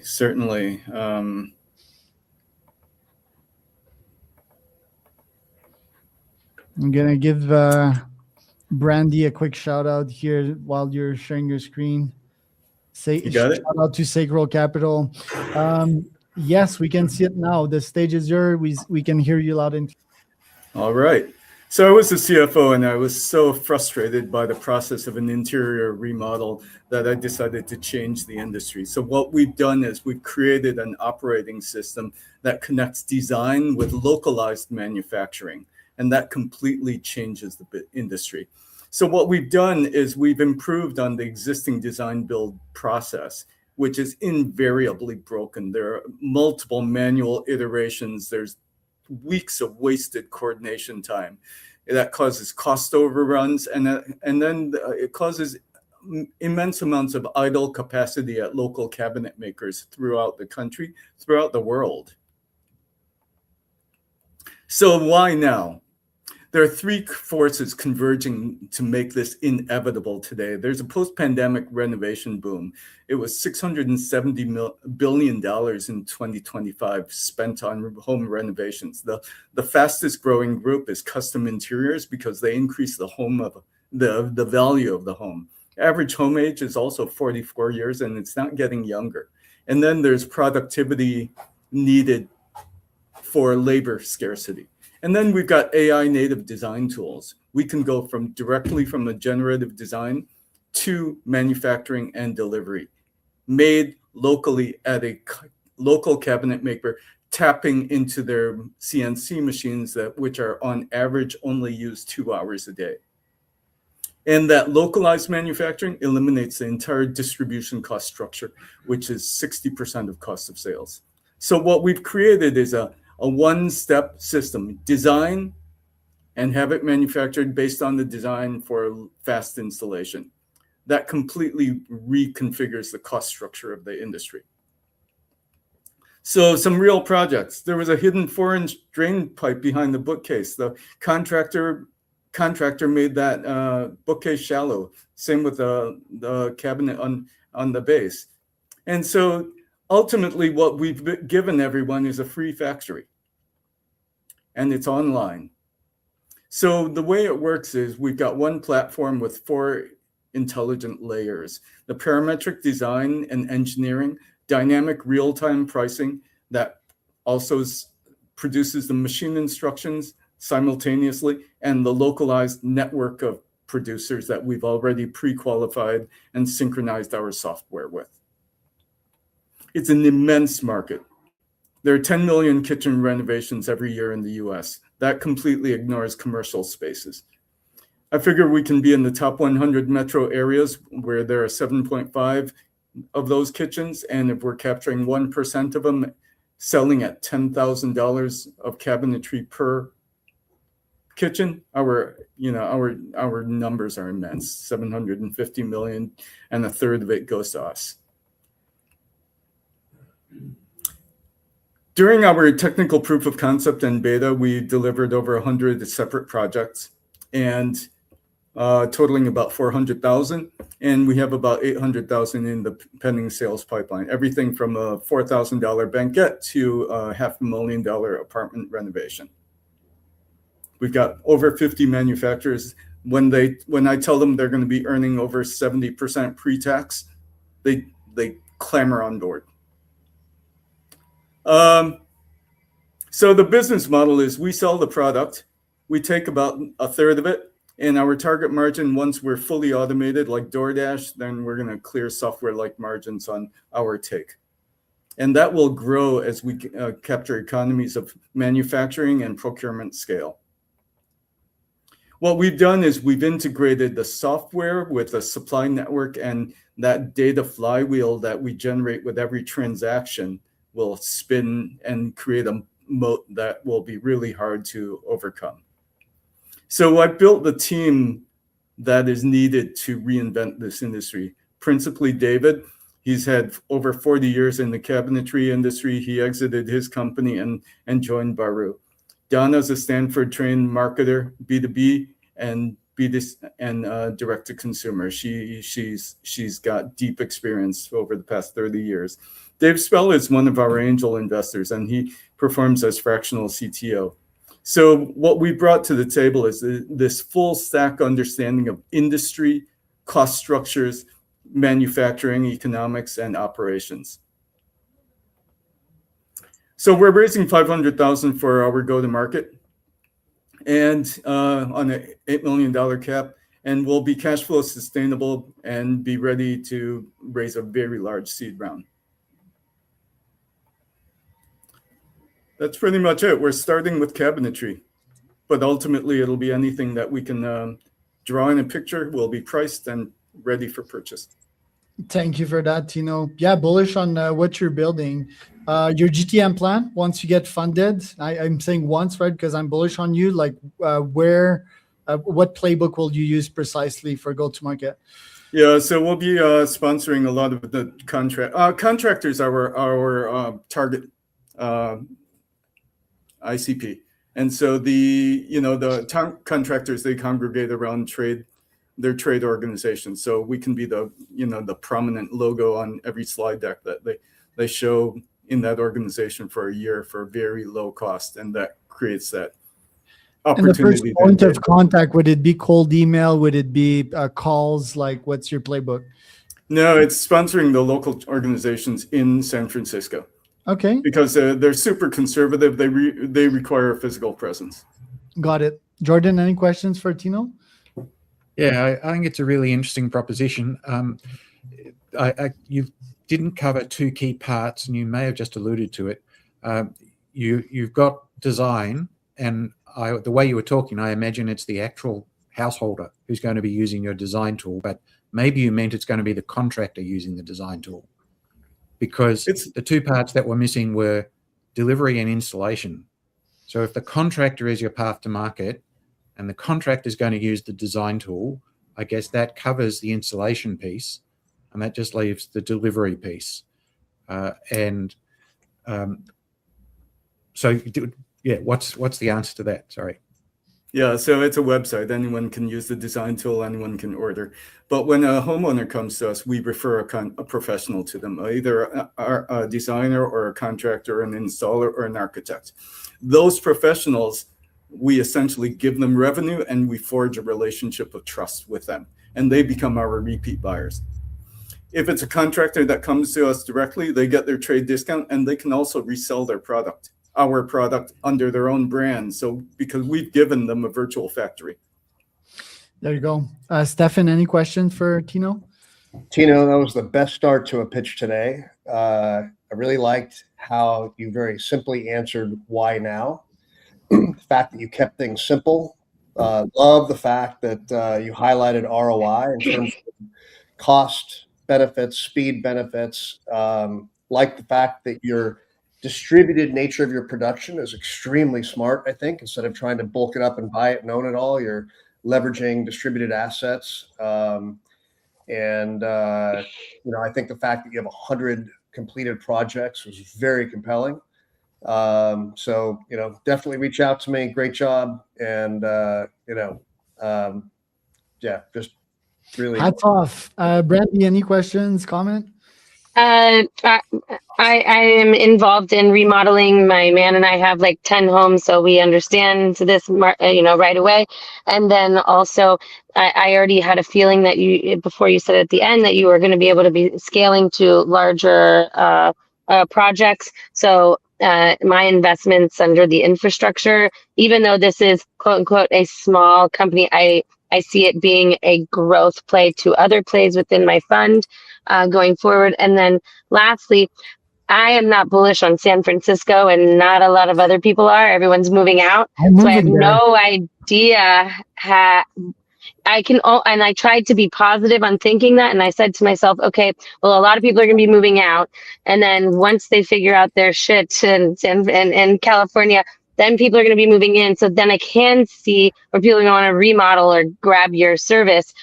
Although, I would suggest maybe looking at another market to apply this to in the United States or Puerto Rico, to be real with you, because here it's 1,000,000% needed.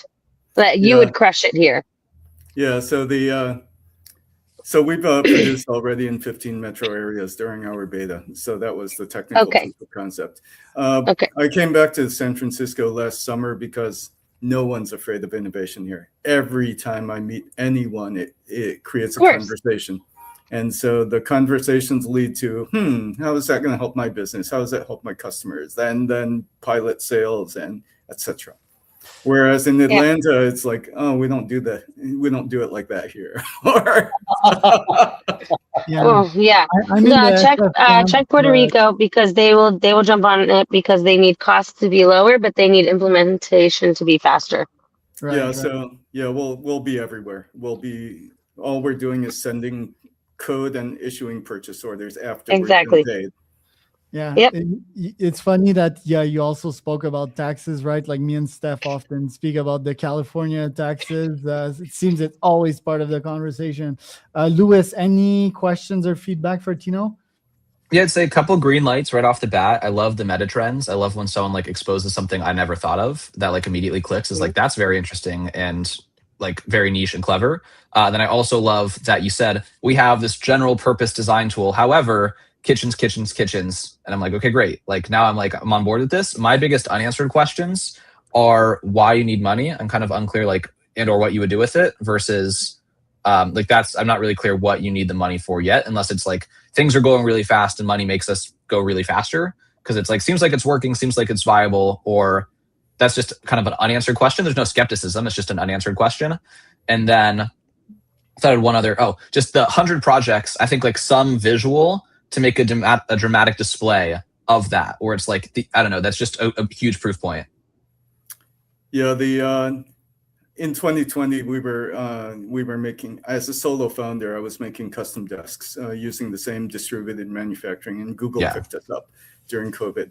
And then in 21, 22, I sold custom kitchens the old-fashioned way in the Bay Area, where people were doing things. And but I hired an engineer. I did things the old-fashioned way so that I could really understand the industry and also understand, okay, what's the cost effective if I created software to eliminate labor. And when it was proven that it worked, then I found my current co-founders and we built. Tino, thanks for your time. Let's go to the next founder, almost last. And it's the first time I'm going to hear that pitch. So Uzrat, I'm excited to have you on. You have this stage. We can hear you loud and clear. Okay. So 1 second. We could see it. Let's see. I'm going to let you know when we can see your screen. Okay. Here we go. Okay. So Unity is creating financially self-sufficient communities. Uzrat, 1 second. So we could see your screen before, but you unshared and reshared it. And now we can't see it. So let's try it again. Plus you froze.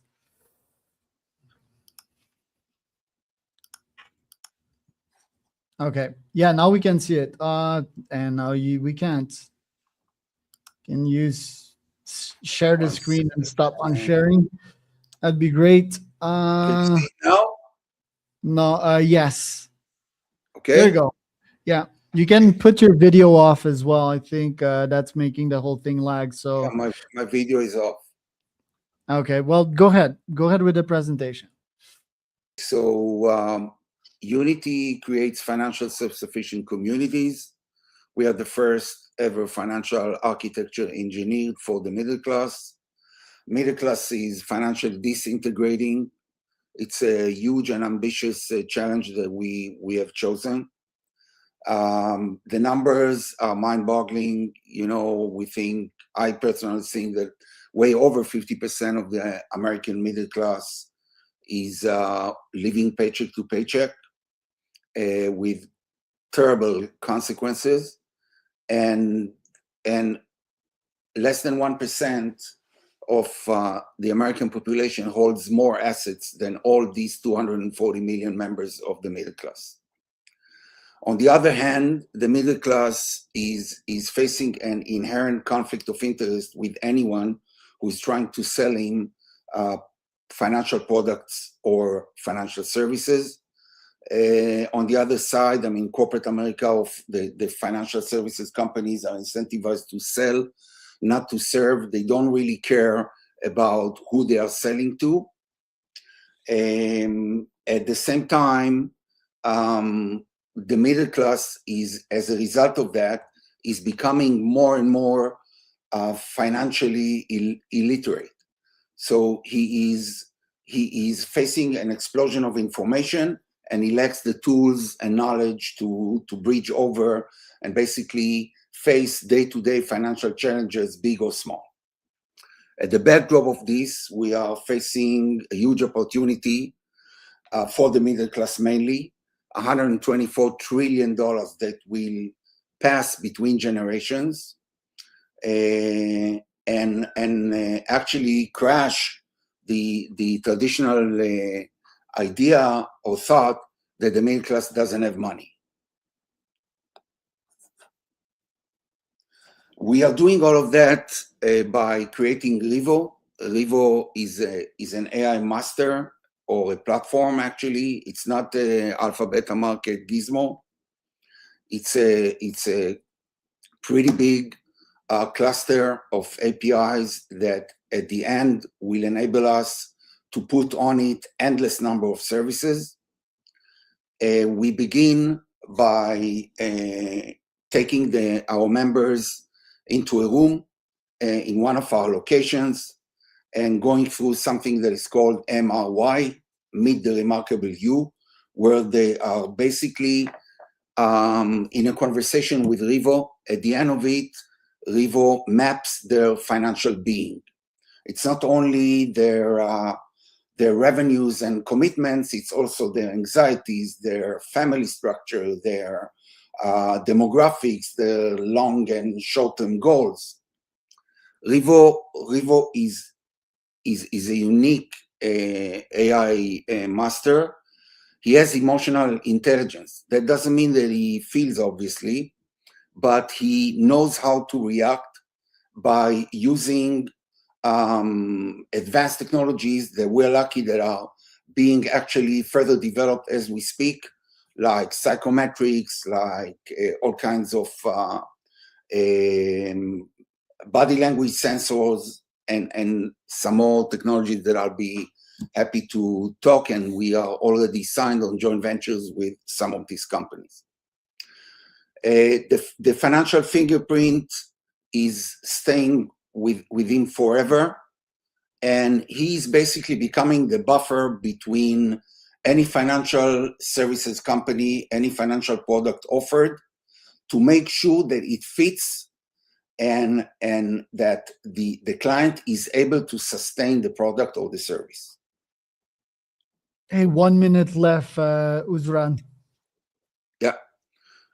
So we use hubs, physical community spaces for this, as I said before.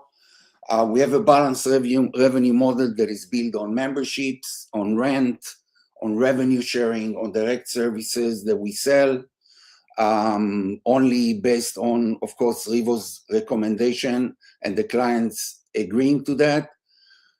2 arms of financing, loans and investments that we will later on offer for small businesses, and merchandising, of course. Our customer acquisition, we are going back to massive foot traffic zones, and we recruit in the street, on the street, simply because this is where the middle class is. We will, of course, do online and social media and traditional advertising when we have enough money. We started the fundraising round. We are looking for $10 million to launch the first Rivo, and maybe even the second one, both of them in the LA area. And as you see, we dream up and we definitely shoot high. Thank you. Yeah, I can see you shooting high for sure. This sounds more like an idea and a cause and maybe a nonprofit than something that's venture investable, don't you think, Uzran? No, it's for profit. We have all the revenue models to show you how profitable it is. I didn't want to talk about it because obviously I wanted to focus and concentrate on the idea itself, which is groundbreaking. I know, very ambitious, but that's, I think, what should be done in 3 minutes. I mean, I'm a proponent of UBI as well, and I have wild concepts, right? Like Founderland.city. But I won't raise capital for these because they're a bit too far-fetched. Plus, I subscribe by the model, the Sam Altman model of one, probably become a billionaire first, acquire money and power, and then go like, yeah, where your aspirations are and try modifying the world. I just think that people won't listen to you once if you don't have like any proven track record of success, right? And we've talked about ICPs today. Targeting the middle class is a very long shot. Even the middle class, a bit pejorative. I'd like to see the statistics on literacy, right? I don't think we're getting less literate. We are getting, and I say we, I'm not part of the middle class, but I'm talking for most people. They are getting zombified and TikTok, and the paycheck to paycheck is true. There is some data and science behind that, but you need to start with a small concept, like maybe start with a small app, building a small community, monetize it, have a track record, and then go with the wild stuff, right? Like Sam Altman and UBI and the Orb and all of this, because coming here on the show, like with other founders that pitch something with revenue and something that's anchored in reality, it's like, you'll sort of like not get the VC's attention. Maybe. I don't think so. So I agree with you, but it's time to change many of the concepts that you just mentioned. Yeah. I agree on the track record side with Charles, yet I went ahead and did a background check on you and some due diligence. You have track record, Uzrad, but you did not tell me that. With me doing some quick research, I actually fell in love with your product more by researching it than how you presented it. I think that you need to put yourself forward because you have a great pedigree, right? You've probably right. You have been of service to your country. You have been also involved in financial investment banking and deal making and transactions. So, so as far as that goes, you need to push that forward, and why this is something you need to grab the emotional capture of people and that in their heartstrings. So I would, utilize why this is passionate to you. And give me half an hour of your time and I'll show you that. No, we don't have that. No, I did what I did for 3 minutes. Not today, but in general, like that's pretty hard. And then the last thing I'm going to say on that is I know that financial advisors and wealth advisors and so forth, there's a very strict little box that you're allowed to advise people's wealth, right? So I had to look into some research on where's the legal box here, but only on what's your regulatory conditions here. So Levo is not an advisor. The minute you position it as an advisor, you are in battle with the SEC. Well, so what he's doing, he's actually screening and scanning for updates and looking at the MOI mapping continuously. Okay.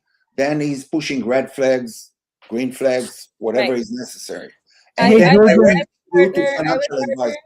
I would partner and target with the credit building card companies that are helping people build their credit. I would do some type of partnership with them because that's going to be your middle class or your middle wealth or middle intelligence of wealth building. Nice idea. I never thought about it. Jordan, any questions or comment for Uzrad? Yeah, look, I mean, so the basic premise is old hat. The generational transformation or transition of wealth. The challenge of people accessing it, that's decades old, but that's okay. It just means there are a lot of people addressing the space. I'd agree with some of the things Charles said. I think you need to be much more focused on defining who your customer is. So it probably means things like, what's their net worth? What's their financial activity? I mean, is this useful to someone who has no assets? Probably not. So it's probably useful to someone who is trying to do something to grow their wealth, whether that's shares or property or something else. And that goes then also to, well, what are these red and green flags? You know, if my Revo knows that I like investing on the stock market, is it going to have access to my portfolio and then give me information about what I should be doing with my portfolio? But you don't want to get into advice. So it's hard to see where it's really going to be of huge value. And I'm a very technical person, so I instantly started worrying about the cybersecurity of your platform, the fact that you want to use the data you're taking from your customers to improve your AI learning. What's the value to the customer of doing that? Because these days, that's a really big issue. And also, I can see the need for a physical space as a marketing tool, but it seems to me that should be a pop-up, not a dedicated space. Sounds like a very expensive model to build shop fronts. Why wouldn't you just go to a shopping mall, do a pop-up in a shopping mall, get lots of people into your system, and then just move on? So I worry a lot about a real estate play that just sounds like a lot of money for not a whole lot of return. But I might have misunderstood what it is you're trying to do there. Louis, any questions or comment for Uzrad? Yeah, I would agree with Brandy in that I think, Uzrad, there's a lot of points you get for your own likability and just putting into the presentation, like, I will go on the streets and get customers, makes me just like you and want to see this. I'm like, I have no doubts that you're going to go out with an iPhone and stop a total stranger and get them to, for 5 minutes, do a demo, and probably several other friends. So that is like awesome. And I love people that have, the hustle to do that. And that just is like, makes me want to like this. I think in the AI era, and that's my other, I guess, third lens I keep taking to everything, is like what we saw in the previous presentation about kitchens. There's just an undeniability factor of, I want to do this versus I've done this and it works.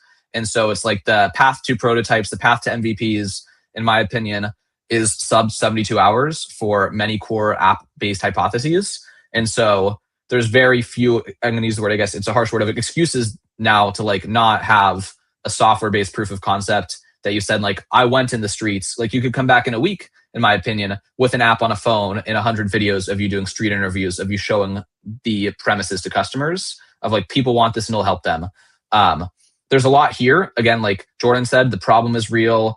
Like, people understand middle class, wealth transfers, money, all of those are like people not along. It's like, those are real things for sure.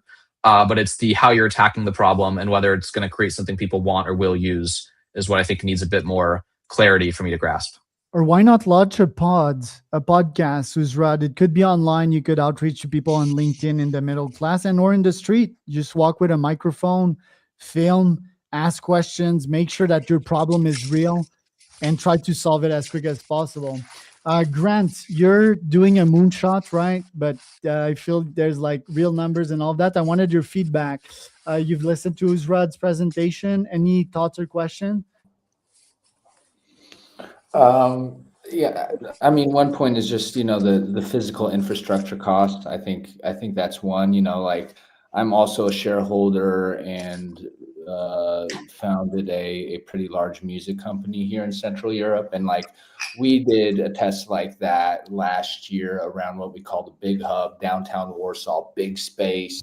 Brought in lots of people there. We eventually had to cancel that because it just became such a burden and such a cost thing. I'm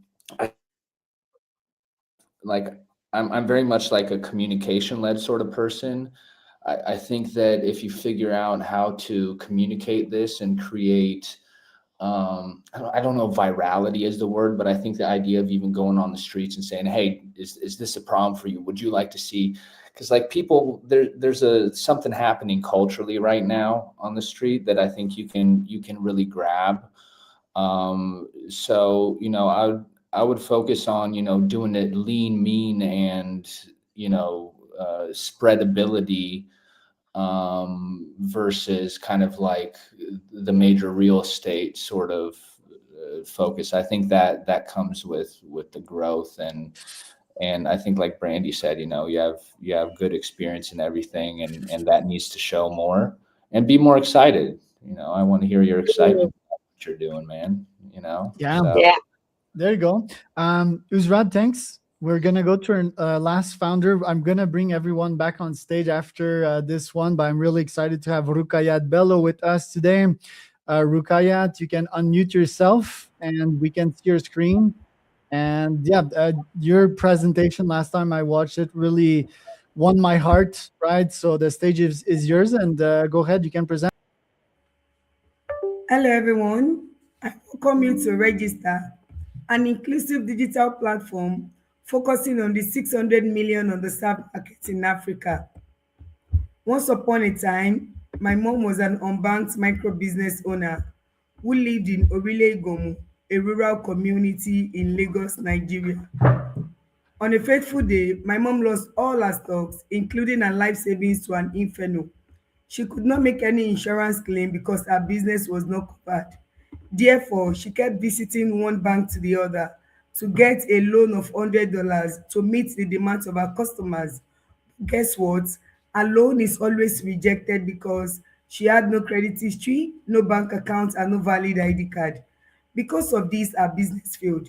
It was actually a very difficult time for the family to survive, and I almost dropped out of the university. My mom is not the only one facing this challenge. According to International Finance Corporation in 2023, there are over 600 million micro businesses in Africa, and only 20% have access to bank loan. The financial inclusion gap is projected to hit $500 billion in annual revenue with annual growth rate of 12%. To solve this challenge, we launched Register in 2021 as an inclusive digital platform that provides quick, easy, and simple access to financial services for the unbanked and micro businesses in remote locations across Africa. Our mobile app is powered by an advanced data science and artificial intelligence that instantly underwrites and disburses loan to people with no borrowing history. Our users can open an account, save their money, and generate financial records through our well-trained community agents. Since inception, we've disbursed over $12 million, generating over 800,000 USD altogether in revenue, and our monthly recurrent revenue is more than $70,000. We currently have more than 30,000 active customers on our platform, and our MPL is less than 1% against the normal standard of 5% in Nigeria. We currently have close to 400 agents across 10 states as well in Nigeria, and we are just getting started. Now, our customers, we understand the fact that we have a lot of players in this field, but what makes us different are because we focus on the nano and micro businesses with daily sales of $5 to maximum of $300, which is the biggest market in Africa, and they are the most neglected in the society. We are affordable, quick, and easy to access. We also make use of artificial intelligence and machine learning to award credit score to the unbanked customers. My team has over 30 years combined experience in the banking industry. We do not only understand finance, we understand risk management and innovation. Using our collective expertise, we built Register in 2021. We are currently looking forward to raise $2 million to enhance our technology products for marketing and for expansion to other markets. Before I leave here, we make money through interest on loans, processing fee, business transaction, and so on. In conclusion, Nigeria is currently going through economic crisis with over 100 million people in abject poverty. Register is not just a business but a movement. If you invest in Register today, you are investing in future where financial inclusion drives poverty reduction and economic prosperity for generations to come. Let's do this together, and thank you for listening. Thank you, Ruka. That was good. Where are you gonna invest the 2 million? What's your number one channel you would invest in? All right, the number one channel is going to be on our technology. We are going to be using 20% of that money to enhance our technology products. Currently, we have our MVP 1, and with the feedback we are getting from the market, so we are currently building our version 2. So, but because we want to build our agency banking and our merchant banking, so even the personal banking as well, so the 20% of this 2 million, we are going to be investing that into our technology. And of course, because we want to be all over 36 states in Nigeria, we are just in 10 states. So we are going to be doing branding, marketing, and awareness to other communities. So we are also going to be investing another 20% to marketing, and the rest 60% is going to be for expansion to other markets in Nigeria. Very cool. Brandy, any thoughts or question? Lovely to meet you, Raket. You're very thorough in your presentation. I prefer with my fund that I invest in women-led businesses. They don't have to be women-founded, but women are bringing 78 cents on the dollar back into investments versus 31 cents.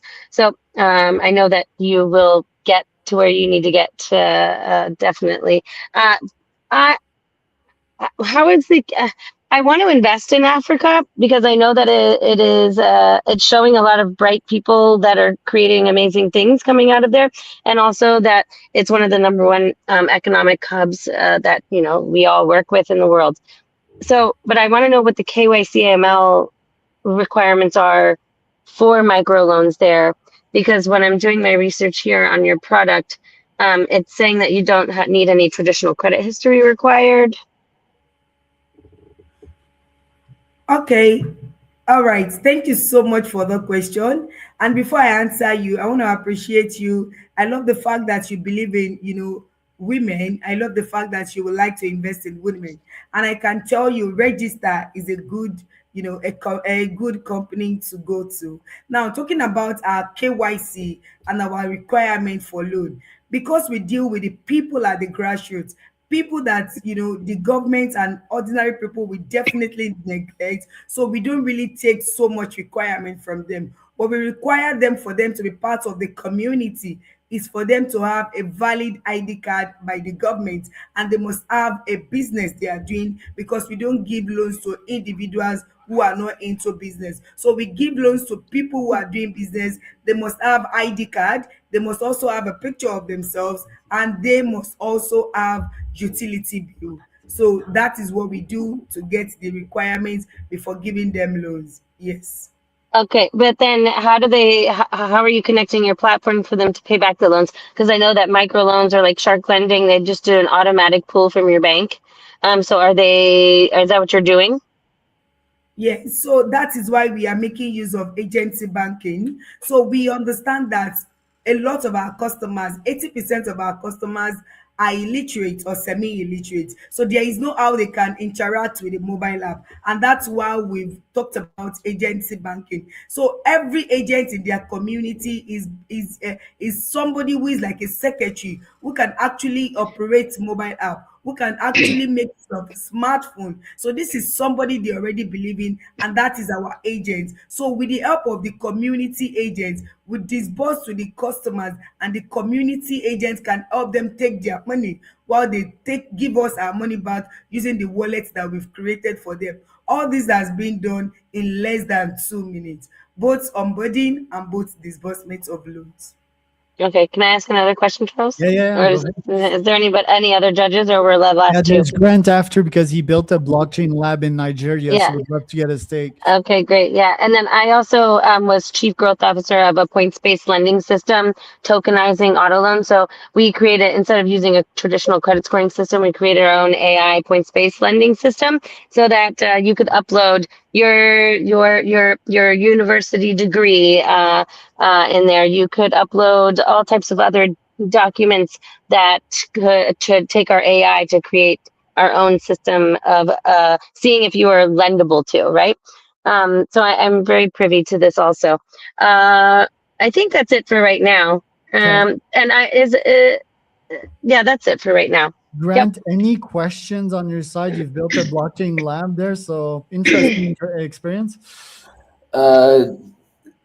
Yeah, maybe I missed it. Where are the funds coming from to give the lending? Okay, Yep, so that's a question. all right. Thank you for the question. First of all, we get loans from the banks, and recently we also just got some loans from MasterCard Foundation. So we also use our customer savings to get all this money. We give them back, and because we have a very good portfolio, definitely all the money will come in.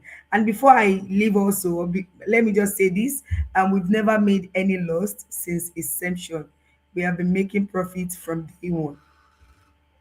And you said you have like community agents so that it's kind of, so to say, there's a centralized point of trust kind of there. Did I understand that correctly?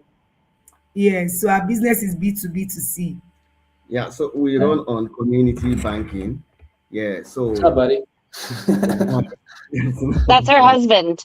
Yo. That's my co-founder. So we don't know if we are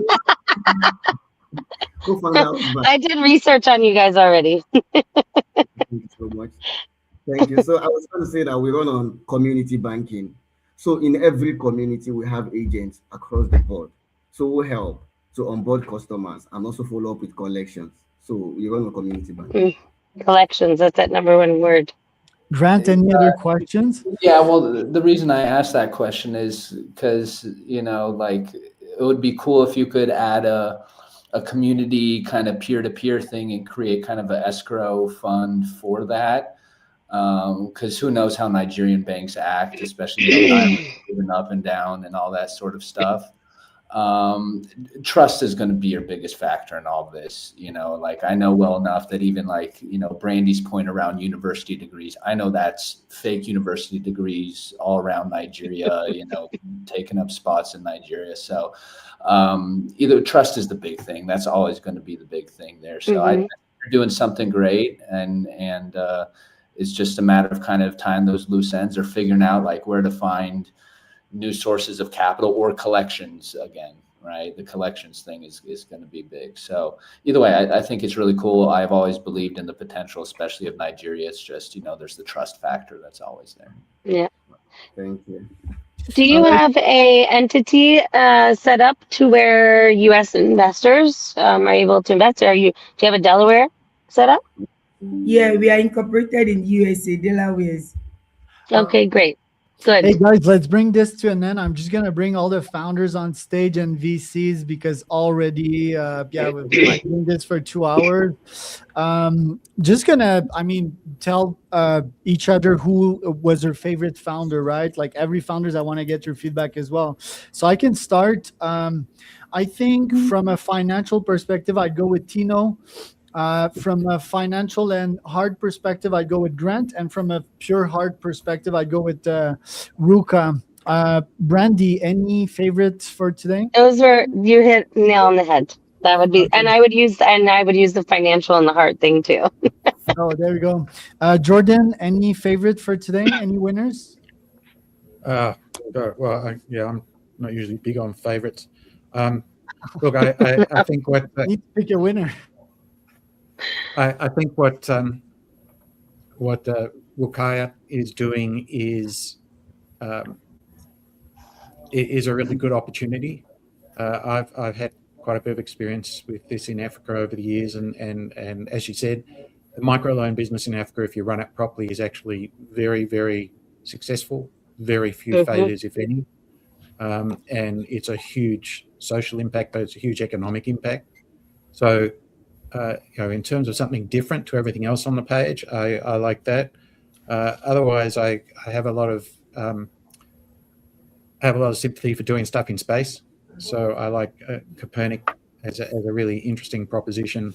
But I think out of all of them, the biggest potential was probably with Skip Technology. I just think it's a matter of getting a lot clearer about what the story is. Yes, agreed. Talking about Skip, Brian, you listened to a bunch of pitch today. Did you have any founders that you preferred? I wasn't scoring founders. I was. Well, you've listened to a couple of pitch. Which one caught your attention? So I think exploring the space element is the most interesting to me. I've attended a couple of DoD related pitch events where they're talking about satellite garages where you upload modules to a certain specification, and then you have this satellite where you worry about what you do, and all the support is there for you. I think there's huge opportunity there, just given the insanely huge valuation. I mean, I thought AI was the big area to go raise money in. No, AI is number 2. Space is number 1. Grant, any favorites today from all the ones you listened to? Well, my father's side of the family has been in Detroit for 100 years. My mother's escaped communism from Warsaw, so I have a soft spot for, let's say, the underdogs, and diamonds are built, in the rough under deep pressure. So I'm going with our last one. I'm not smart enough sometimes to understand how transformative what Brian's doing, or how big and scalable what Tino's doing, and what other. And I come out of digital media, so I understand what Marshall's doing, very well. So, but I'm going to run with my heart here. Yeah, and also let's not neglect the potential of Nigeria as a market. It is gigantic. It is enormous, and it can scale. Tino, any favorites today? Favorite pitches? Favorite founders? Yeah, that's hard. But the potential of space, and then the securitization of assets, that completely makes sense to me. There you go. Uzrad, you listen to some pitches. Any favorite? Rukayat, by all means. Oh, there you go. Marshall? He knows. Yeah. Marshall, you stayed the full time as well. Any favorite pitches or founders? Yeah, the Grant Space assets, I think, is just super, super forward, and it's way out. It's way out in the future. We know we're going there, right? So and it's also realistic. It's like the Exactly. financial platform, the sort of middleman. So that's what I like about it. Like there's excitement and there's simplicity. So hey guys, thanks for tuning in. Can I just say something real quick around this? Go ahead, dude. I want to thank everybody here. The road when you're doing something, that is forward or transformative isn't always, paved in gold and nice, and people think you're crazy half the time. So I want to thank all of you, for the positive feedback. And all of you guys are doing something great. Actually, it's probably the highest quality kind of group I've been around like this. Yes. I'm just not like, okay, this is shit, So Yeah.